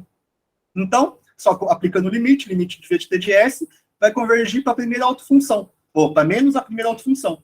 Agora, por fim, a gente vai usar aquelas duas desigualdades, que por um lado, esse termo aqui vai para zero, esse termo aqui vai convergir para a primeira autofunção, a gente vai usar o fato dela ser autofunção do problema de alto valor, então, por um lado, aí aqui vai convergir para menos φ1, então a gente vai chegar na desigualdade que a gente queria, que era exatamente, a gente vai chegar numa contradição, que isso aqui seria claramente uma contradição. Como o delta é maior do que zero, não tem como isso aqui ser maior ou igual do que isso aqui. Então, a contradição foi de ter suposto que não convergia para cá. Então, a gente conseguiu fazer uma análise assintótica da curva. Agora, só recapitulando, meio que tudo que eu provei no trabalho, é que a gente conseguiu provar que essa primeira curva é a primeira curva não trivial na segunda seção, e o resultado anterior está falando que conforme o S vai para o infinito, o ponto C de S ele vai tender ao valor de mínimo local estrito. Então, a curva ela vai convergir para as linhas triviais aqui. E como o espectro a gente provou que ele é simétrico, também vai convergir para essa linha trivial aqui em cima.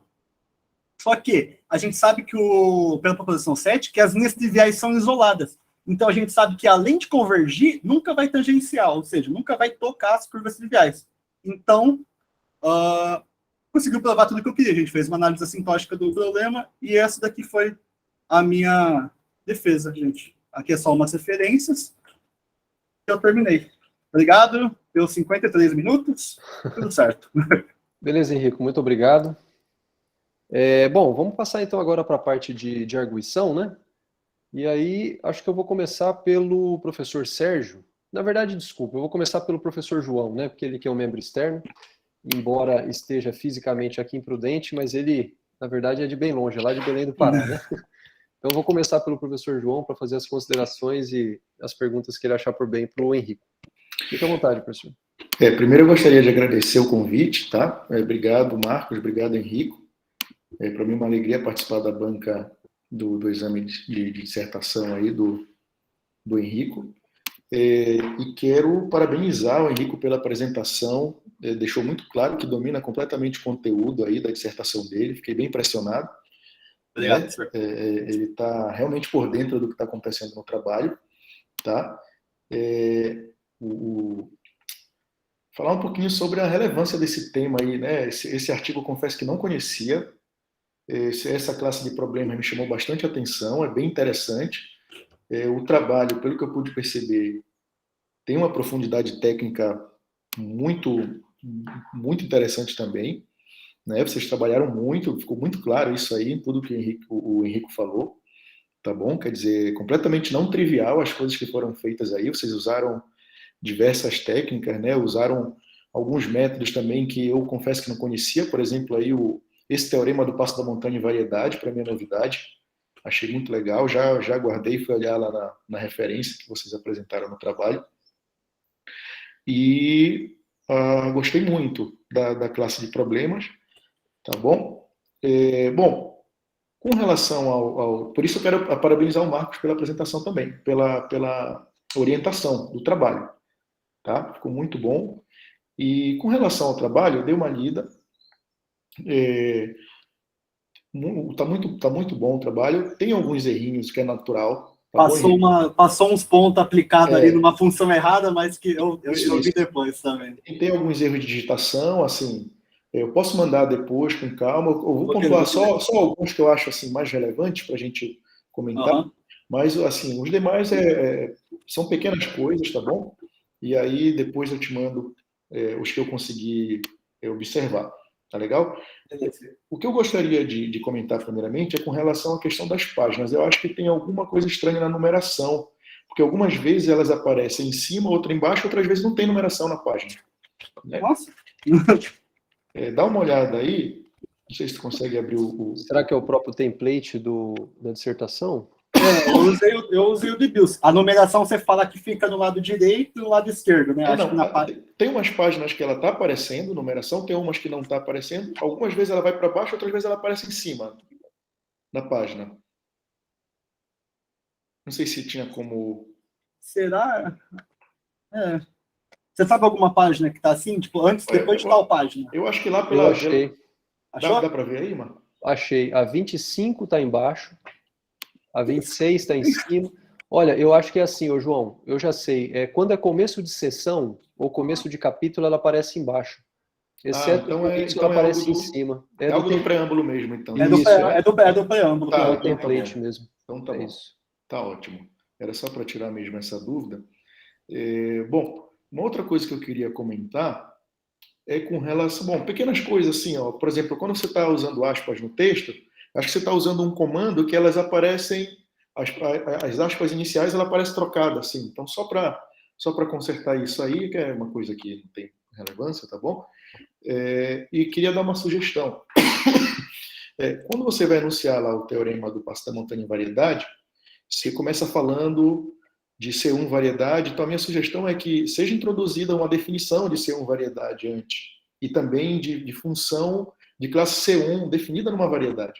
Tá bom? Para ficar mais claro, antes do enunciado do passo da montanha. Eu acho que isso está lá no capítulo 1, que é aquele de preliminares. Nas preliminares, ele está lá. Acho que depois eu coloco talvez o texto como uma proposição, mas é no capítulo 1 mesmo. Eu acho que no próprio material onde vocês pegaram o enunciado do teorema, lá deve ter essa definição para usar. Viu, Henrico? Depois você vai anotando aí. Tá, eu vou anotando, tá gravando, eu vou ver tudo na gravação e já... Tá ótimo, perfeito. Tá.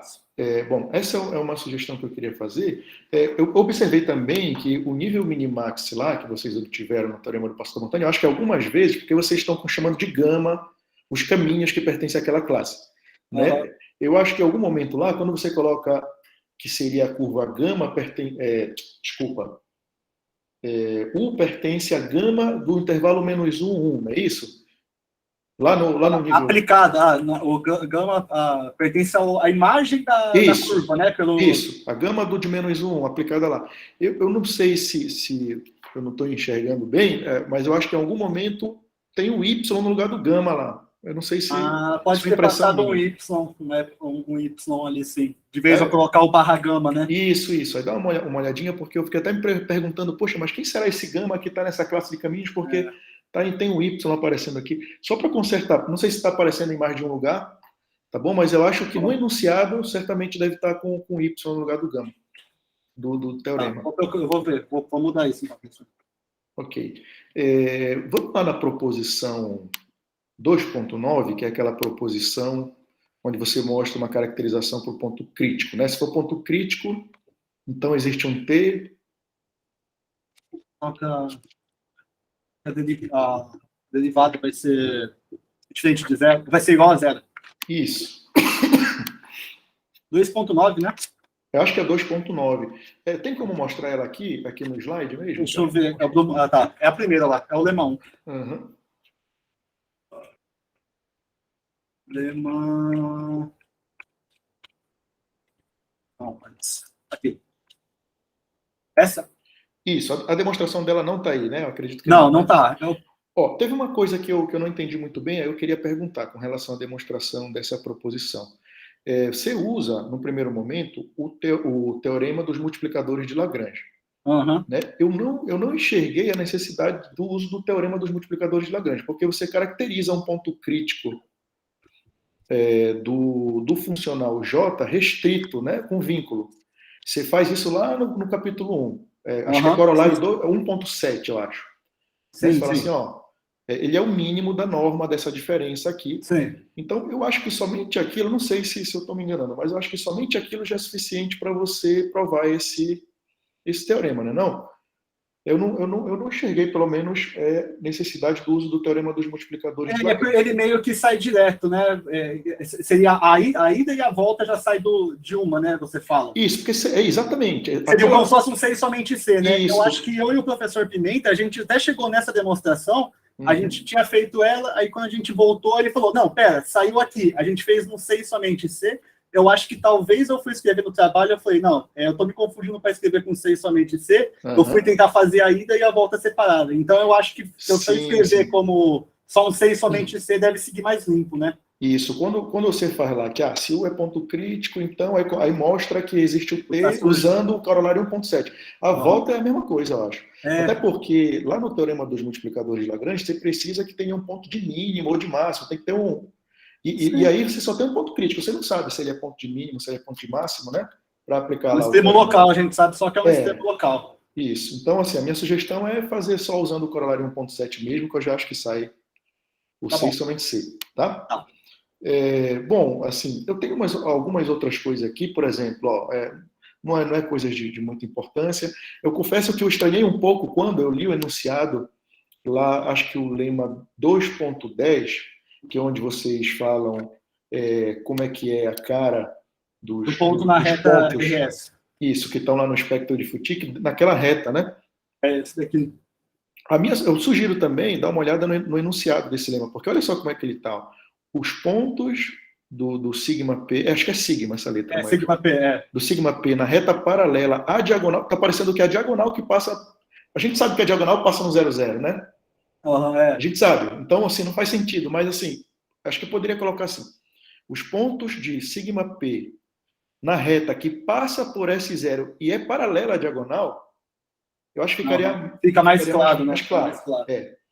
E uma outra coisa, esse nome diagonal aí, eu confesso que se tivesse reta bissetriz, aí eu logo de cara entenderia melhor, porque assim, depois que eu entendi, então ele está chamando diagonal, é como se fosse a diagonal de um quadrado, sei lá, porque tem aqui o primeiro quadrante, né? Mas, enfim, deve ser uma nomenclatura que lá no artigo eles devem estar usando. Eu só então, no artigo. Isso. Mas era só para chamar atenção para o enunciado. Tá? E aí, acho que lá na página 36, lá em 2.14, aparece a derivada do JTOS. Não é. Tá errado ali. É isso, é o JTOS mesmo, né? O correto não tem essa linha ali, não. Aquela linha ali foi de supetão ali mesmo. Tá ótimo. Tá ótimo. Até anotei aqui também, que eu estava estudando. Aproveita já no 2.9, que está pertinho aí, e aí tem uma igualdade. Eu acho que vai até acabar tirando, porque não vai mais precisar usar o... Não vai usar, por causa que vai ser do teorema de Lagrange. Isso. Bom, assim, no mais, Henrico, parabenizar pelo trabalho, né? Eu acho que vocês estudaram muita coisa, né, para fazer esse trabalho. Ele está muito robusto, né? Tô bem feliz de ter participado da banca e de ter visto o quanto trabalhaste, né? Eu acho que é uma dissertação de mestrado de alto nível. Parabenizar mais uma vez o Marcos aí, tá bom? Não é fácil compreender isso aí. Mesmo um aluno de mestrado que faz as disciplinas obrigatórias, acho que não é fácil você compreender isso. Acho que vocês tiveram que estudar muitas coisas. O Henrico teve que estudar muitas coisas, fora parte do que ele viu aí nas disciplinas do mestrado. Então, eu acho que também isso deve ter te dado uma bagagem grande para seguir estudando e, de repente, fazer um doutorado, não sei, seguir investigando nessa linha aí. Então, parabéns e obrigado pelo convite mais uma vez, tá? Obrigado, professor. Só comentando um pouquinho do que você comentou, diz daí de ter estudado bastante, eu acho que vale eu comentar, porque a maioria das pessoas que estão aqui não tem contato nenhum com matemática quase no dia a dia, e meio que explicar que mais ou menos foi esse, né? Vocês, como professor, a gente já conhece, né? Quando eu falei no começo lá que a ideia do trabalho era explicitar os argumentos contidos nesse trabalho, é exatamente isso que eu falei. Tipo, mesmo que eu não conseguir alguma coisa nova no meu trabalho, por exemplo, esse artigo, igual você falou, o professor Pimenta mesmo falou, no que ele passou para mim, ele talvez achou que ele não fosse tão difícil igual foi.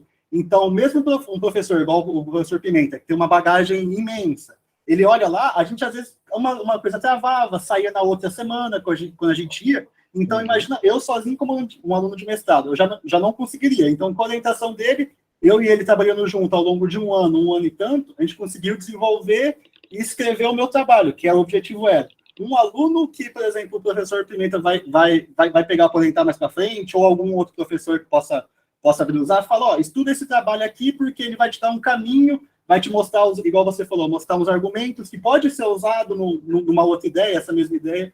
Então, é só para falar para o pessoal que está aqui, a ideia do meu trabalho é exatamente esse. A gente pegou um artigo que foi pioneiro, que é o ponto de entrada para toda uma nova área, toda uma nova classe de problemas, que já foi estudada, está bem estudada, os resultados estão garantidos. Então, o que eu fiz? Eu escrevi de uma forma, abri todas as contas, deixei muito claro, a ponto de que alguém, quando for pegar esse tipo de trabalho, vai conseguir já ter um ponto de partida, vai interpretar mais fácil, não vai ter que, por exemplo, cavar uma referência. Igual tinha coisas que eu não aprendi em nenhuma disciplina de mestrado. Eu só conheceria uma técnica ou outra se eu tivesse estudado algum artigo específico, que foi o caso do que o professor Pimenta já conheceu. Ele falou, essa saída aqui eu já vi no outro artigo. Aí ele me passa a saída e eu consigo passar essa saída para frente. Então, para quem não conhece, basicamente é isso aqui que a gente faz na matemática, principalmente na nossa parte de EDP. Como no mestrado, é muito difícil sair alguma coisa nova, a ideia do nosso mestrado é abrir conta, construir bagagem, carregar para frente, lembrar esses argumentos. Então, só aproveitando o gancho do professor João para explicar para o pessoal, é mais ou menos isso. E obrigado pelas palavras aí, professor. Obrigado por estar aqui na defesa. Parabéns. Eu que agradeço. Beleza, João, brigadão. Obrigado, Henrico, aí por explicar, né, para o pessoal como é que funciona a dinâmica de um trabalho de mestrado, né? Muito bom. Agora eu vou passar para o Sérgio, né, para fazer as perguntas e colocar as observações dele. Fica à vontade, professor.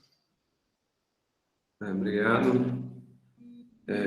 Também, assim como o professor João falou, queria começar parabenizando aí o Henrico e o Max, né, pelo trabalho. Aproveitar aí você já estava comentando aí sobre como que é o mestrado, né? No caso do Henrico, ainda teve o período da pandemia ainda, né, Henrico? Tudo online. Foi tudo pelo Meet, eu e o professor com a luzinha digital lá e batendo cabeça. Reunião de 4 horas, tentando achar, apresentando.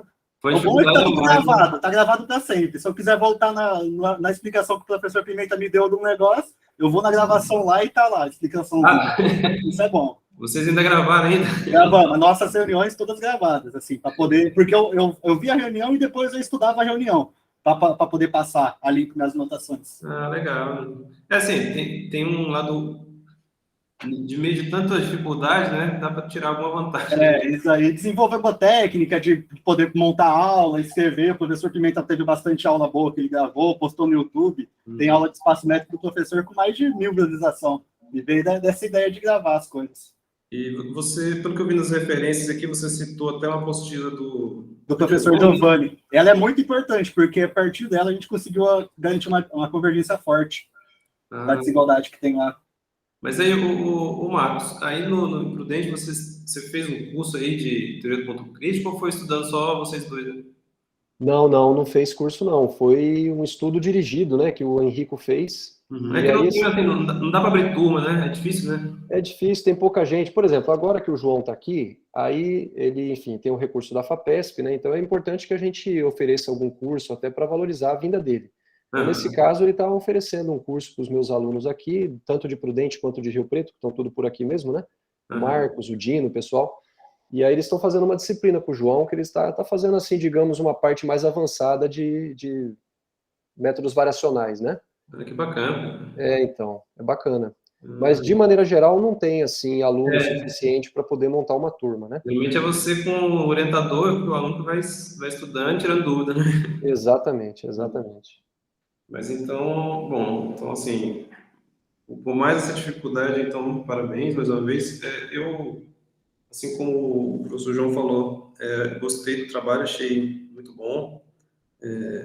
Até assim, algumas partes mais sucintas, eu até gosto, né, quando trabalha mais sucinto em algumas partes, né? Tem gente que acha que se tiver pouco, quer dizer que trabalhou pouco. Não é isso, na verdade, quanto menor a demonstração, para mim, mais elegante,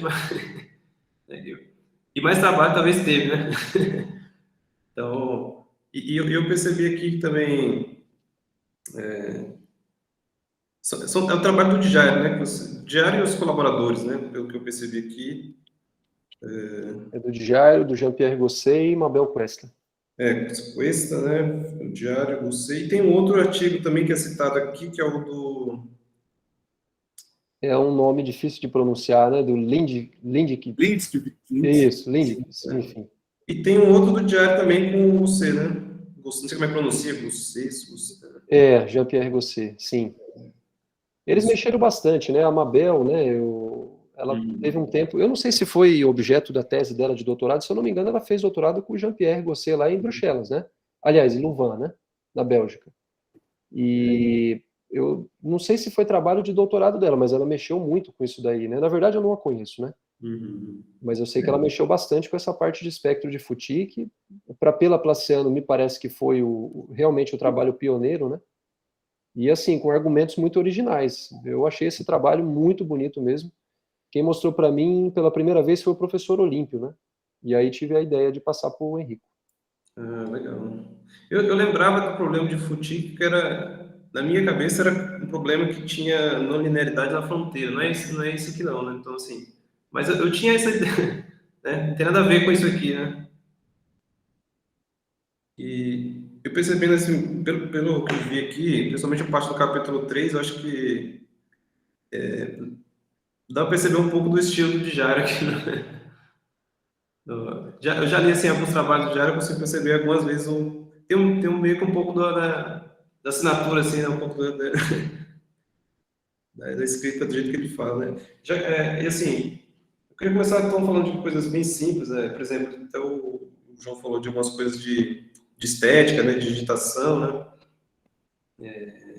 Por exemplo, até na parte onde fala do princípio de Eckland, eu não sei se está escrito correto, Eckland, não é? Eckland, princípio variacional de Eckland. Mas não é assim que escreve mesmo, não é com E, não? Só um detalhe, né?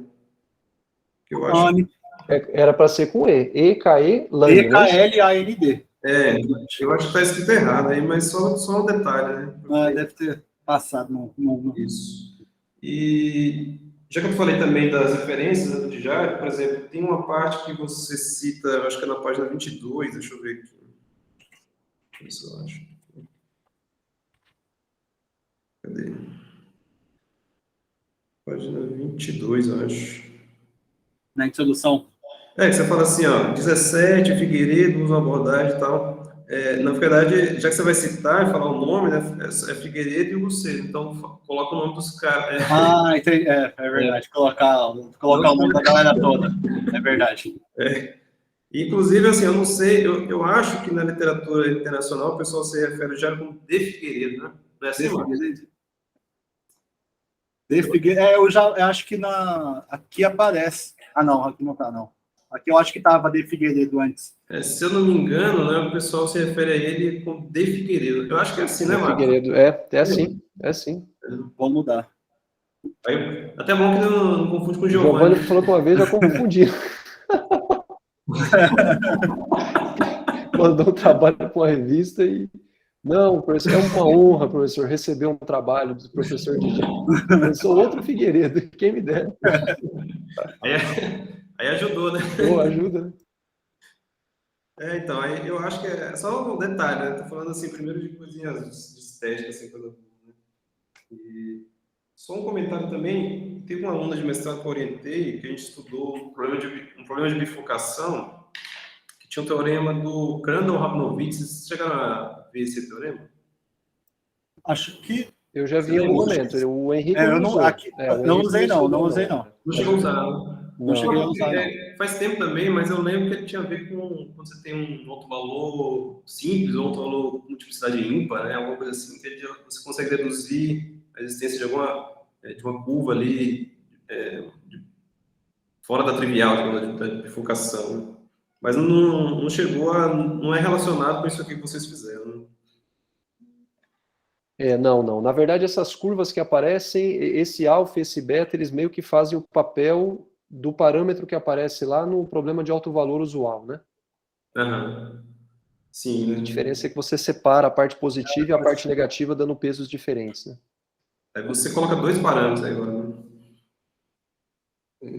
Isso, né? Então... aqui segue do problema de alto valor, como se a gente tivesse o lambda e o U aqui, aí a gente divide o lambda na parte positiva, mais um lambda na parte negativa. Aí a ideia vem de você variar o lambda. Aí esse lambda vai ser um alfa e um beta. Aí a mesma coisa acontece por causa do P laplaciano, né? Esse aqui seria do caso do problema de alto valor. Você deixa livre, né? Deixa livre o alfa e o beta. É toda uma classe de problema. Entendi. Aí por isso que a ideia de ser uma generalização, né, do espectro usual, que partindo da ideia cadê nesse daqui? Partindo da ideia do problema de alto valor, a gente consegue chegar nesse daqui, né, que foi só no problema equivalente aqui. Aí daqui a gente começa a variar o alfa e o beta. Aí vai estar relacionado àqueles parâmetros alfa e beta lá. Entendi. Isso, beleza. Outro comentário mais simples que eu queria fazer na página... Por exemplo, acho que você falou até na apresentação, acho que na página 29, você começa, no capítulo 2 aí, na página 29, você começa a falar sobre... Achou aí? Achei. Bom, depois você vai lembrar aqui algumas coisas do Laplaciano, né, tal definição. Tá, primeiro que outro errinho aqui é bobo, né, você deve ter percebido já, nesse problema de alto valor, PA, faltou um U aí, né? Faltou aplicar o U. Eu vi isso aí também depois. Eu mudei aqui. Faltou aplicar o U no problema de alto valor. Usando a tabela, decidi aplicar. A mesma homogeneidade aí, né? Mas é assim mesmo, cara. Dissertação sempre tem um detalhezinho, né? Eu abro minha tese 10 anos depois, na primeira página que eu abro aleatoriamente, eu acho isso. Foi a mesma coisa. Eu enviei para vocês e eu falei, vou dar uma lida. Achei um erro. Eu falei, nossa. É assim mesmo. Mas isso aí, assim, percebe rápido e corrige, né? Até enviar para a biblioteca agora, eu vou corrigir esses errinhos, mais uns que eu achei. Acho que talvez colocar uma imagem ou outra a mais relacionada aos pontos de mínimo ali. E na parte da demonstração de construir o caminho, na metade lá, quando eu estiver transitando entre os pontos, antes de eu criar aquele quarto caminho, eu acho que vou colocar uma imagem daquela curva final, só que pela metade. Aí eu acho que também vai ficar bom de ver com as imagens. Gráfico, né? Fica bem didático com as imagens. Até eu anotei aqui alguma coisa que eu comentado de gráfico, mas se você puder colocar... Assim, os gráficos que você colocou já ficou bem legal, já ajuda a visualização, né? ajudou bastante. Mas nessa parte dos caminhos aí, talvez se pudesse fazer ficar aqui, porque essa é uma argumentação muito grande dessa daqui da demonstração. Sim. Então, eu vou avaliando. Que aí, às vezes, uma imagem ajuda a entender mais rápido ainda. Uhum. Aí essa parte aqui. Aí aqui eu vou colocar uma parte do caminho para entender que dali eu vou para o ponto regular. Aí vou colocar uma imagem parcial do caminho que eu já percorri aqui. Uhum. Essa seria bom. Mas, assim, o que eu ia comentar na página 29 é que você começa a falar aqui alguns resultados clássicos do Pelaplaciano, né? Uhum. Aí você fala assim, lambda 1 é simples e o seu autoespaço é unidimensional. Na verdade, assim, não sei se o pessoal usa essa nomenclatura, que eu não mexo muito com o Pelaplaciano, mas ele é não linear, né? Você vai falar em autoespaço, né? Usa essa mesma nomenclatura também, mesmo quando é um operador não linear? Como é que é? Eles costumam, até onde eu já vi, pelo menos, né, o que eu já estudei de problema de alto valor com Pelaplaciano, costuma-se usar a mesma nomenclatura. Exato. O conjunto das funções, né, que satisfaz a equação para aquele lambda lá, é o que se chama assim como sendo autoespaço. Mas eu entendi sua pergunta, quer dizer, aqui você não está com o Laplaciano usual, né? Não é um subespaço, né? Então, assim, porque é um operador não linear, né? Enfim. Mas, assim, é simples no sentido que... As autofunções vão ter que ser múltiplos, né? A gente usa esse argumento lá para falar que, como vai ser um elemento que não muda de sinal, ele vai ser um múltiplo da primeira autofunção. Vai ter que ser um múltiplo da primeira autofunção, né? Por causa dessa... que o alto valor é simples. Exatamente. A gente usa no final, até no final aqui, né? Acho que nesse caso aqui mesmo. Exatamente nesse caso que eu estou aqui. Mas então não tem problema, né? Os artigos se referem dessa forma, né? Então beleza. Então, assim, ó, eu só anotei porque, assim, quando tem algum... Assim, o Pelaplaciano tem várias coisas similares ao Laplaciano usual, mas, assim, a parte interessante é quando é a diferença, né? Quando é muito similar, não tem graça. É bom, mais interessante é quando você vê a diferença mesmo. Mas se já é referido assim, então beleza, acho que não tem problema, pode deixar. Outra pergunta, deixa eu ver o que eu anotei aqui.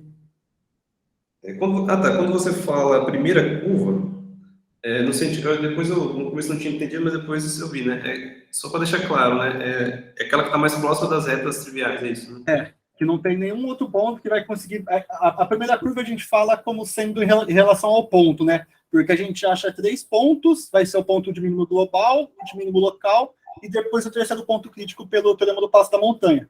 Aí é não trivial no sentido de que esse primeiro ponto crítico, naquela reta RS, não vai ter nenhum valor que vai ser valor crítico do funcional. Na imagem aqui da reta RS, acho que dá para ver melhor. Aqui.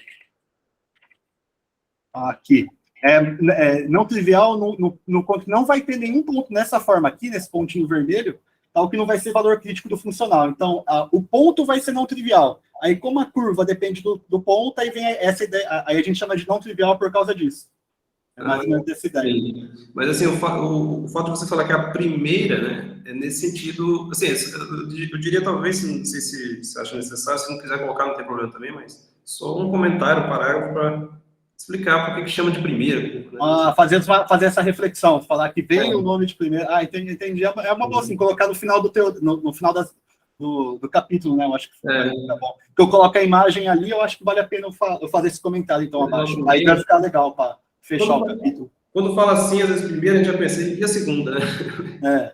Eu acho que, se eu não me engano, tem uma ideia, né, de uns estudos de umas próximas curvas que vão sair, igual tem no espectro usual, lá eles conseguem curvas que saem da diagonal, né, até na introdução eu falo. Eu acho que tem a mesma ideia para o espectro de Foucault, só que a gente não estudou. Que eu acho que também vão ter outras curvas que vão sair, igual essa daqui, vão sair partindo da diagonal, né, eu acho que vão ter outras curvas aqui, só que a gente não chegou a estudar isso daqui. Mas, se eu não me engano, o professor Pimenta talvez pode falar. Eu acho que talvez tenha, assim, né?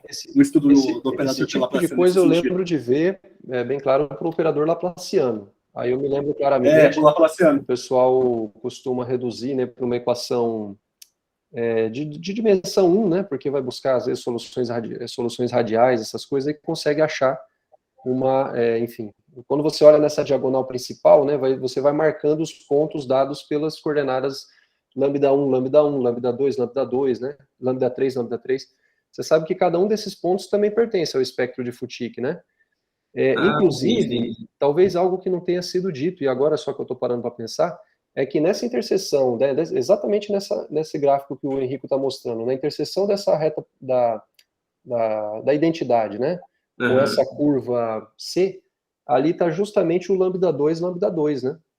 E o interessante é que isso daí fornece uma caracterização variacional diferente do lambda 2. Porque já se sabia que se tinha uma caracterização variacional para os autovalores do P laplaciano dados em termos de, usando categoria, né, de Lusternik-Schnellmann, esse tipo de coisa. Sim. Mas aí, no caso, como corolário no trabalho do de Jairo, eles obtêm também uma classificação alternativa do segundo autovalor, que é em termos desse minimax, não utilizando essa coisa de categoria, mas sim utilizando essa classe de caminhos, né, que eles fazem referência. Então, é nesse sentido que essa daí é a primeira curva não trivial, porque dentre todas aquelas que são não triviais, ou seja, que são diferentes dessas linhas aí, né, verticais e horizontais que passa por lambda 1, essa daí é, digamos assim, aquela que está mais próxima, ou aquela que está em primeira, é a primeira quando você olha a partir da diagonal principal, né? Uhum. Se você olhar nessa região aberta aí entre as duas, não tem ninguém, né? Não tem outro, né? Exatamente, não tem nenhuma outra. Não tem nenhum outro ponto do espectro nessa região aí que você está fazendo referência, é isso mesmo. Seria legal mesmo, até interessante colocar, né, que o lambda 2 está aí, né? Inclusive, isso é uma observação no artigo. No artigo eles observam isso, acabou passando batido aqui, o Henrico não se atentou, eu também não. Mas eu acho que seria legal colocar isso. Seria legal colocar mesmo. Como Eu uma observação. imagino que depende do domínio, mas esse lambda 2 já não vai ser simples mais, né? Não consigo garantir. Certamente não, porque certamente não é, né? Porque quer dizer, o único autovalor que tem autofunção que não muda de sinal é o lambda 1, né? Então o lambda 2 seguramente não vai ser. Mas aí o fato dele, aí já vai mudar totalmente o que vai acontecer depois aí, né? Porque se usa fortemente o fato de que as autofunções têm sinal definido. Isso daí é determinante para todo o argumento. Pode até ter outra curva aí, sei lá, que sai daí e volta, não sei, né? Aí é mais... Até assim, já que a gente está falando do gráfico aí, não tinha nem pensado nisso que o Marcos falou, mas seria legal essa observação também, né? Mas eu só perguntar assim, esse gráfico, ele é bem, digamos, claro, isso aí depende do ômega, do domínio e tal, né? Mas é bem fiel ao que a gente espera, é simétrico, né, em relação à diagonal, tem a parte assintótica também, né? Mas eu só perguntar, seu Henrique, se você viu algum artigo que tenha feito simulação, aproximação numérica, né? Para algum domínio, alguma coisa? Não vi, professor, não trabalhei. Porque às vezes pode ter algum trabalho que faz com métodos numéricos, né? Escolhe um domínio lá mais simples e aproxima. Só para ter uma ideia de como seria a aproximação desse gráfico, né?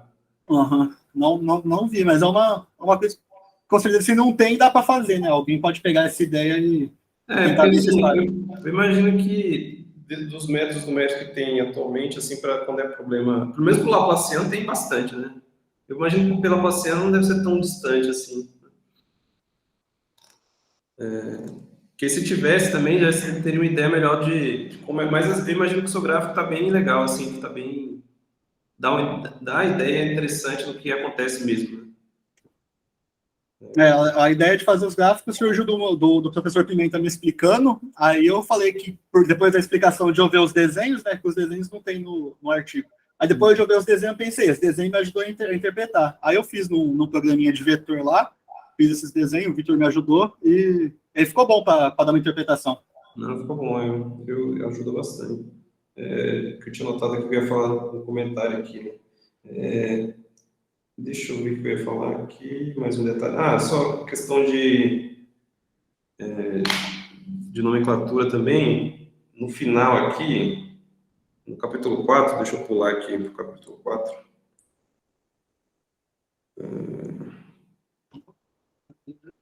Capítulo... Onde é que você fala da curva? Tá, proposição 4.4, né? Da curva contínua e extremamente decrescente.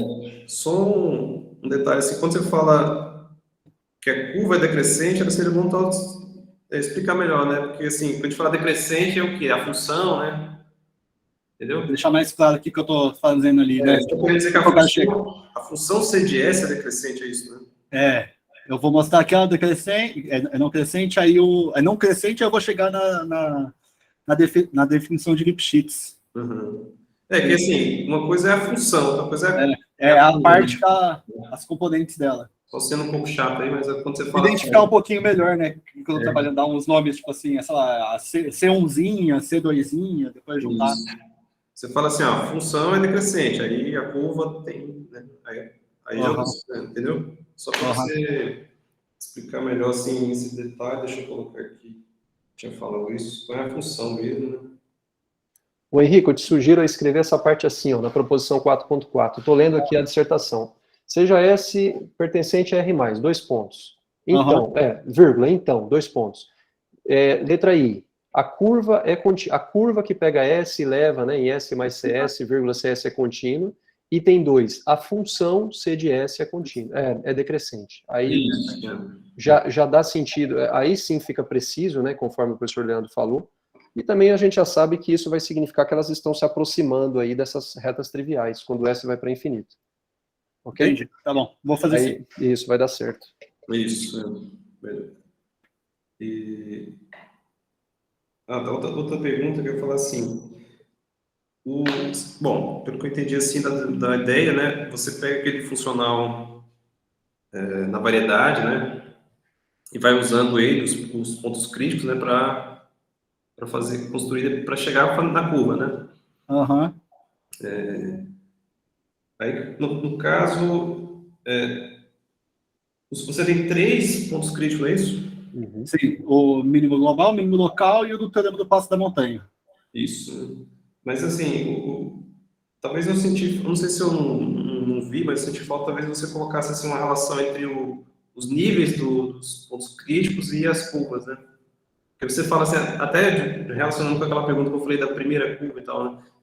Tem essa relação, então, do nível do ponto com a primeira curva, né?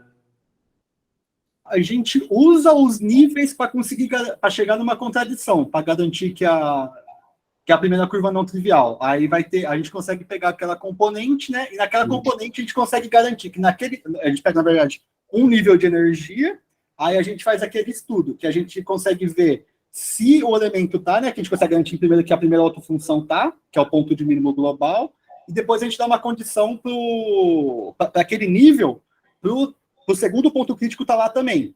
Aí, como a gente tem uma condição para um tá e o outro a gente sabe que tá, a gente consegue garantir que aquele ponto da nossa hipótese de contradição não vai estar nesse nível de energia.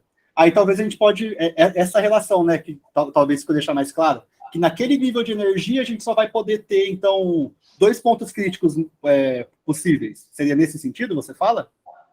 E também, assim, se você, eu não sei se tem não sei se eu entendi errado também, mas se tem essa informação de que, por exemplo, entre os níveis críticos que você achou, não tem nenhum outro. Né? Ou se tem como provar isso, e se isso tem relação com o fato de não ter outra curva também. Eu acho que isso aí a gente consegue naquela afirmação, né, que a gente fala que a gente está tomando como sendo o valor de mínimo, né? Acho que é essa afirmação que garante que naquele do nível de energia, né? Aonde que tá? Deixa eu ver. Essa afirmação acho que no final do capítulo 3, na última demonstração. Cadê? Quer mostrar que é o ponto crítico não trivial? Eu vou ver aqui, deixa eu procurar aqui. No final do capítulo 3. Primeiro ponto, na seção 3.2, primeiro ponto crítico não trivial. Isso daí, viu, Henrico? Acho que não é nesse ponto não que prova. Ó. Isso daí é assim, ô Sérgio. Ó, é assim, ó. Por exemplo, quando você olha para essa reta, bem nessa imagem que o Henrique colocou, quando você olha para essa reta RS, né? Esse primeiro ponto de interseção dessa reta com essa reta vertical, ele é originado justamente por um ponto crítico daquele funcional que ele define, né? O JS til, em cima da variedade. E esse ponto crítico o Henrique, me corrija se eu estiver errado, é um ponto de mínimo global, né? Esse primeiro. Esse aqui, você fala? Não, o de baixo. O de baixo. Aqui. Não. Isso, esse daí. Aqui é o ponto de mínimo global. Pronto, então isso daí é referente ele é assumido na função menos φ1, não é isso? Não, φ1. Na φ1, né? Tem razão. Menos φ1 é aqui. perfeito. Que é o máximo. Esse é o nível mínimo. Isso, esse daí é o nível mínimo do funcional. E o que acontece? Lá no comecinho ele prova que, devido à definição do funcional e devido à definição da variedade sobre o qual ele está definido, né, você sabe que um ponto crítico do funcional, quer dizer, você sabe que se você tem um cara que ele é ponto crítico do funcional restrito a essa variedade, então o nível de energia dele vai ser tal que, quando você olha para o par, né, que é dado por o nível de energia menos, lambda 1 menos o nível de energia, vírgula, o nível de energia, isso te dá justamente um ponto que vai ser um ponto crítico do funcional. Que vai te dar justamente um ponto que pertence ao espectro de Foutique. Sim, vai dar um parzinho lá, né? Isso, então é por isso, quer dizer, porque aquele valor do multiplicador de Lagrange que aparece, depois você prova que no final das contas é exatamente a energia calculada no ponto crítico. E é por isso que essa afirmação que eu acabei de falar, ela vale. Então, quando você olha para essa reta aqui, você vai ter 3 pontos críticos, né? Um deles que é assumido no φ1, que é um ponto de mínimo global. Depois, esse outro ponto que cruza com a reta horizontal, ele vai ser assumido num ponto que vem do fato de que o menos φ1 é um ponto de mínimo local do funcional, restrito à variedade. E esse terceiro é justamente aquele ponto que vem da caracterização dada pelo passo da montanha, né? E a gente sabe que não tem nenhum outro ponto crítico entre esse da reta horizontal e entre esse dessa reta C, dessa curva C, justamente pelo fato de que ele, lá no finalzinho do trabalho, né, quando ele prova que realmente essa C é a primeira curva não trivial, ele prova justamente que nessa região, usando um argumento por contradição, que não tem nenhum outro ponto crítico. Assim, não tem nenhum outro ponto que pertence ao espectro de Foutique. Tá, mas na demonstração não usou nada dos níveis críticos, né? É mais outro argumento, né? Você usou o mesmo argumento topológico, na verdade, né? Usa os níveis quando a gente está transitando, né? Naquele que a gente pega aquele conjunto O cursivo, e a gente começa a estimar dentro daquele nível de energia menor que μ menos S. Usa o conceito, aí usa o lema topológico dentro dele, nesse nível. A gente vai pegar uma componente nesse nível, e a gente consegue garantir pelo lema topológico que toda componente vai ter um ponto crítico. Aí isso vai nos levar na contradição. Certo. Acho que agora eu estou entendendo melhor. Ali na página 60, se eu não me engano. Isso, mas o que eu tinha perguntado assim, não sei se eu não vi também, porque essa parte aqui foi a parte que eu fiquei mais perdido, assim, um pouco. Que eu achei mais difícil, né? Essa demonstração era muito comprida, que eu vou usando ela está dividida em várias partes, né? Cada um está trabalhando com alguma coisa. Eu não sei se a informação estava aqui, eu não captei, ou se não está mais, assim, se tem essa relação, então, dos níveis críticos com essa ordem. Agora que, igual o Marcos estava falando aí, você foi destacando, ficou bem mais claro, né? Mas, assim, então tem essa relação do nível com a região aí, tem o fato de você não ter outros pontos do espectro. Outros pontos críticos, dentro de tal nível de energia, a gente consegue garantir quais pontos críticos tem que estar lá, porque se tivesse outro, já ia ser uma contradição. Tá certo. Mas se você, agora estou querendo ir além, se você achasse um outro ponto crítico aí, mais para frente, aí, com outro nível maior, teria, então, estaria em outra curva, então, aí, mas... Talvez a ideia seria de criar as próximas curvas. Imaginando assim, o que aconteceria, estaria na próxima curva aí, talvez? Na próxima curva, aí seria, talvez, poderia pensar no sentido de eu mostrar que essa próxima curva também não tangencia essa outra curva aqui, nesse sentido. Aí a gente vai meio que escalonando, né? Aí já seria mais difícil também, né? Mas só já seria outras coisas, porque eu já não ia poder usar o fato de uma autofunção mudar de sinal, né? Porque aqui, quando eu pegar um ponto, por exemplo, aqui, ele vai mudar de sinal. Então, muita coisa que eu usei de argumento para conseguir garantir, que era não trivial, eu já não vou poder usar. Aí eu vou ter que pensar algum outro caminho, né? Para começar a criar outras curvas a partir daqui, né? Exato, aí já é outra história, Mas não tem, assim, isso aí o pessoal... Até uma coisa que eu ia perguntar, né? Porque esse artigo aqui já tem um tempo, né? Já, de 90. Então, assim, coisas mais recentes nesse sentido aí, como é que tá? Parou por aí ou O que eu cheguei a pesquisar foi na hora de montar a minha dissertação, eu começava a ver como que eles montavam a abordagem histórica do problema, eu vi que os argumentos desse trabalho aqui usa também bastante nos outros, mas eu não fui muito além disso não, de como que está hoje. Eu estudei, eu vi que tinha, por exemplo, mais umas generalizações do problema de Futic, colocando algumas outras propriedades, então, aí ia trabalhando com coisas análogas, assim. Eu vi meio só que por cima, porque eu estava fazendo uma pesquisa histórica, assim. Um bom ponto de partida, assim, a dica é se você pesquisar os artigos que citaram esses aí, né? Foi assim que eu fui para montar. Foi assim. Aí eu tenho que só dar, aí teria que dar uma aprofundada lá. Para ver se tem mais coisa recente, né? Que tá sendo... Beleza.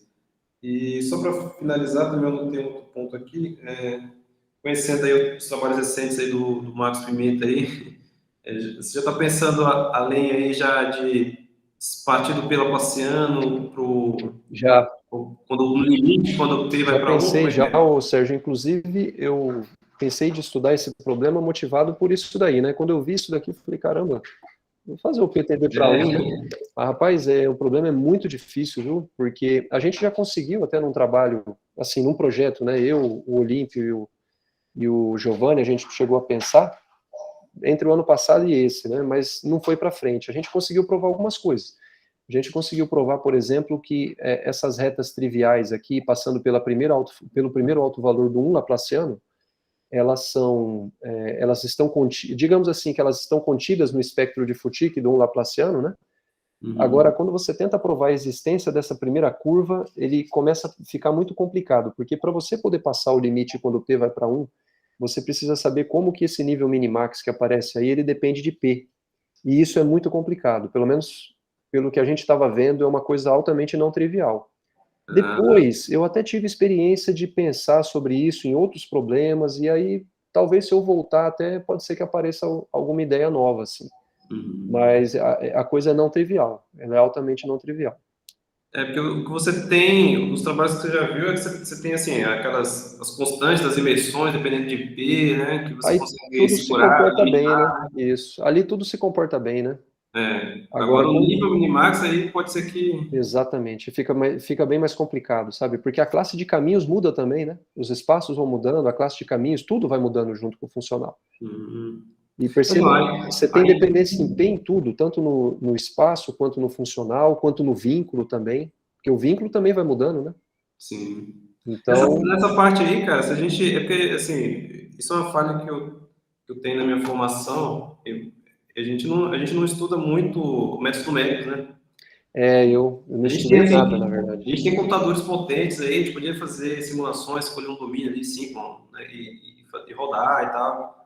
E talvez tivesse uma ideia, né? Você vai fazendo aí aproximações numéricas, vai colocando P próximo de 1 e tal. Para ver o que vai acontecendo, se vai explodindo, pelo menos você sabe o que esperar, né? E te dá uma ideia de um caminho que você poderia tentar. Isso aí é uma coisa que eu acho que a gente que dá aula de EDP tinha que... Né? Eu concordo. Mas isso aí é um problema comum, não é só... Acho que eu tive esse problema, você, o João, também, provavelmente na formação também não teve essa oportunidade, né? Aqui no Brasil não tem muito esse costume, né? Em geral, as escolas são separadas, né? O pessoal teórica e numérica é separado, infelizmente. Mas era isso. Eu tinha pensado, né, nesse detalhe. E, bom, eu tinha anotado aqui para comentar, para não me estender muito também, era isso. Mas aí, mais uma vez, parabenizar aí o Henrique, o Márcio também.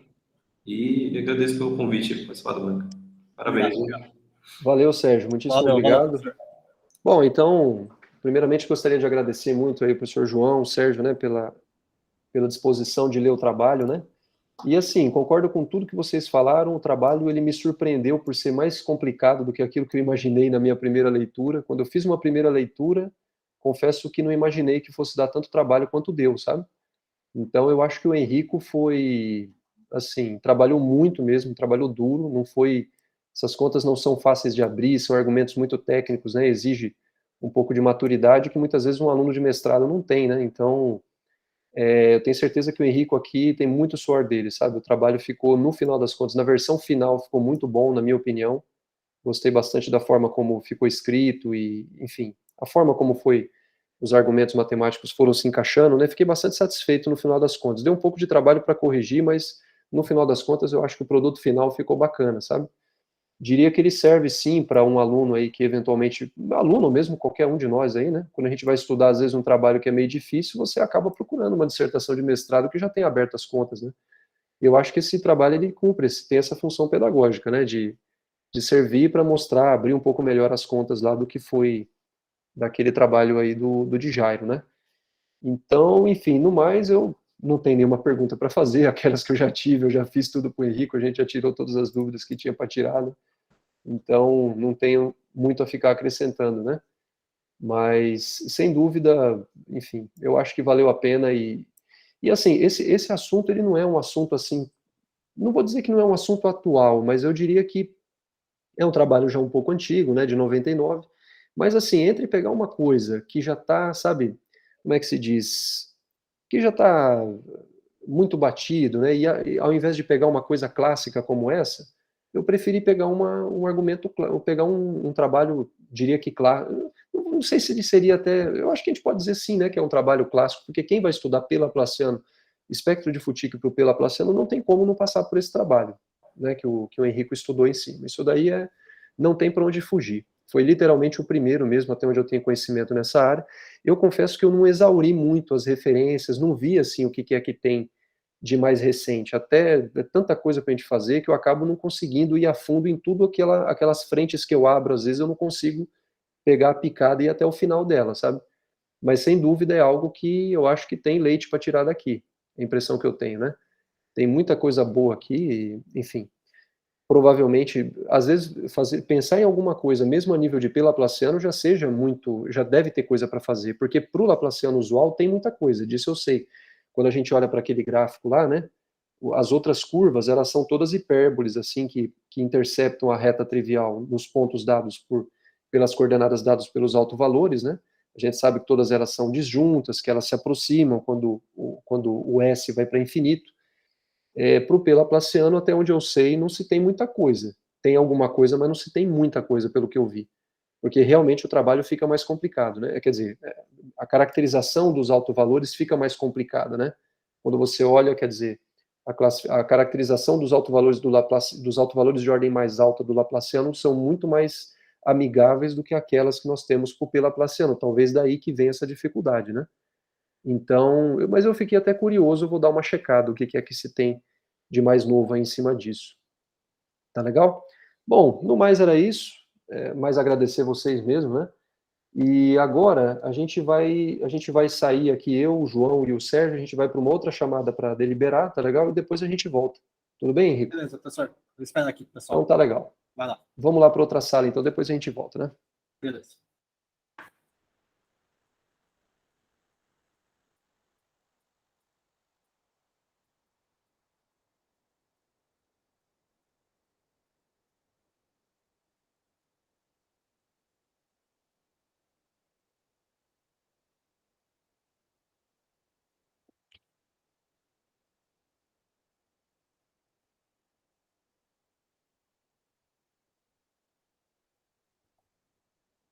Valeu aí, pessoal, todo mundo que ficou assistindo. Agora torcer para eles me aprovar, né? Vamos ver. Pausar a gravação? Vai que eu pauso a gravação? Depois volta? Aí fica no mesmo? Então tá bom. Então tá.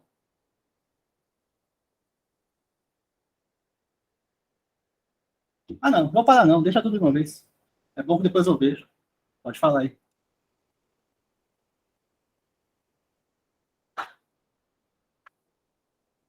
Obrigado, galera. Aí sim, hein? Entenderam tudo? Entenderam tudo? Alguém aí tem mais uma dúvida aí? Eu tô escrevendo um artigo sobre esse tema, tá? Ah, que bom. Vai escrever junto Cita com aí, ele. ó. Escreve. Tá, com certeza. Qual é a principal contribuição do seu trabalho? A principal contribuição é aquela lá que a gente falou agora há pouco. Aquela lá que fala que é. E dá para usar esse trabalho aqui para aquele negócio lá. Obrigado, Japa.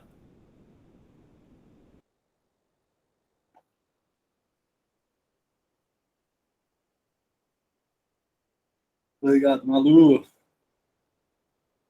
Cadê o Marcelo? Ó, Raul, jogar sinuca com o Raul, hein? Valeu, Mitsu. Já você também. Valeu, William. Obrigado, Yara, Victor. Valeu, Murilo. Obrigado, Ju. Agora sou mestre igual você, hein, Ju? Vocês sabiam, gente? O Ju defendeu o mestrado, nem falou pra gente.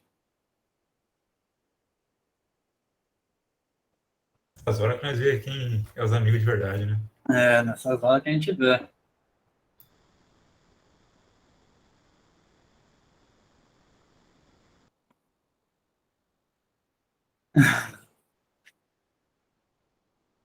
Obrigado, mãe. Valeu.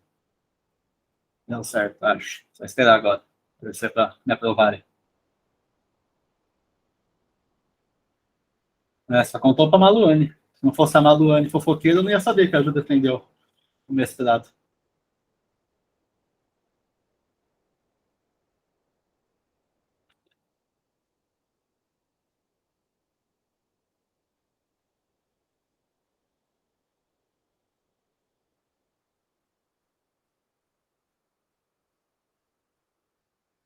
Olha só. Imagina, eu vou poder fazer parte da conveniência agora. Vocês estão precisando de alguém para trabalhar lá, Marcos? Vê se o Mark está contratando aí. O Mark, a Mari. É verdade, se ninguém me atacasse, não tinha que defender, né, Mike?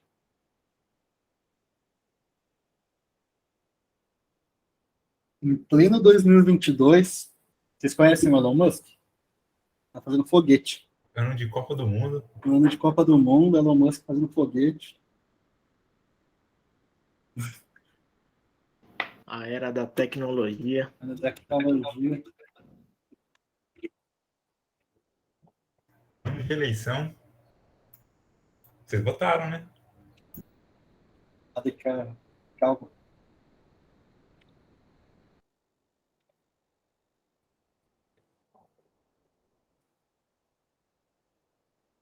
Pode, parabéns a Ju aí, pode ficar gravado, já que ela não gravou a gente. Então, obrigado, cara.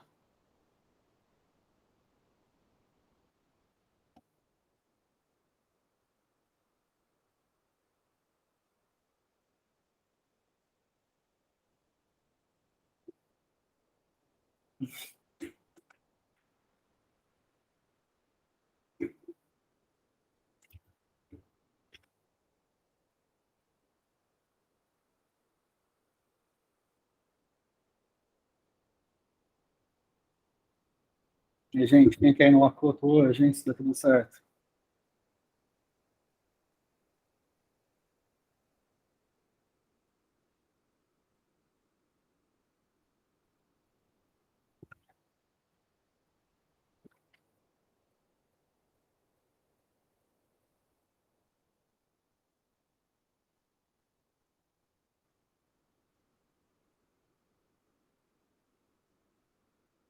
Apotecar a cerveja, bicho. Comprar na conveniência mestre. Olha só. Melhor preço da cidade. Se conhecesse um lugar que vende cerveja barata, dentro do prazo, de validade. Entrega combinada, hein? Com o Henry Mestre, hein? Todo mundo que comprar na conveniência do Mestre hoje com o Henry Mestre, 15% de desconto. Solta aí, ô Marcos. É só falar que tá uma defesa do Henrique. Já ganhou desconto, Tem hein? que mandar print, mandar comprovante. Todo mundo assinou o formulário? Pra pegar a hora? Verdade. Tem entrega até no Japão.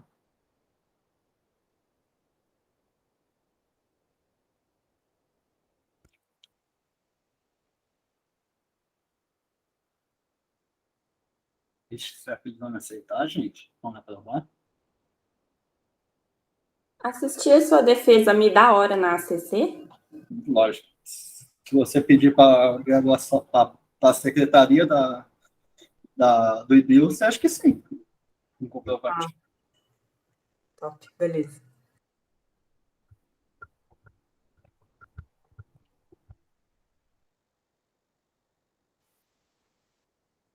No banheiro. Já vão ser 2 horinhas aí, ó. Ah.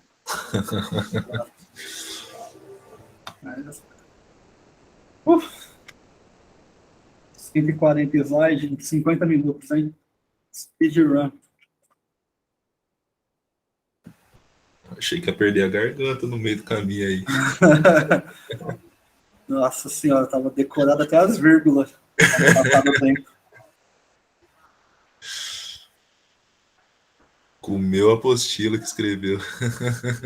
Nossa, quase isso. O slide, o trabalho original tinha dado 180 slides, eu resumi direito, fui para 140. Nossa. Aí deu tempo. Tirei umas contas. Bom, vocês estão voltando.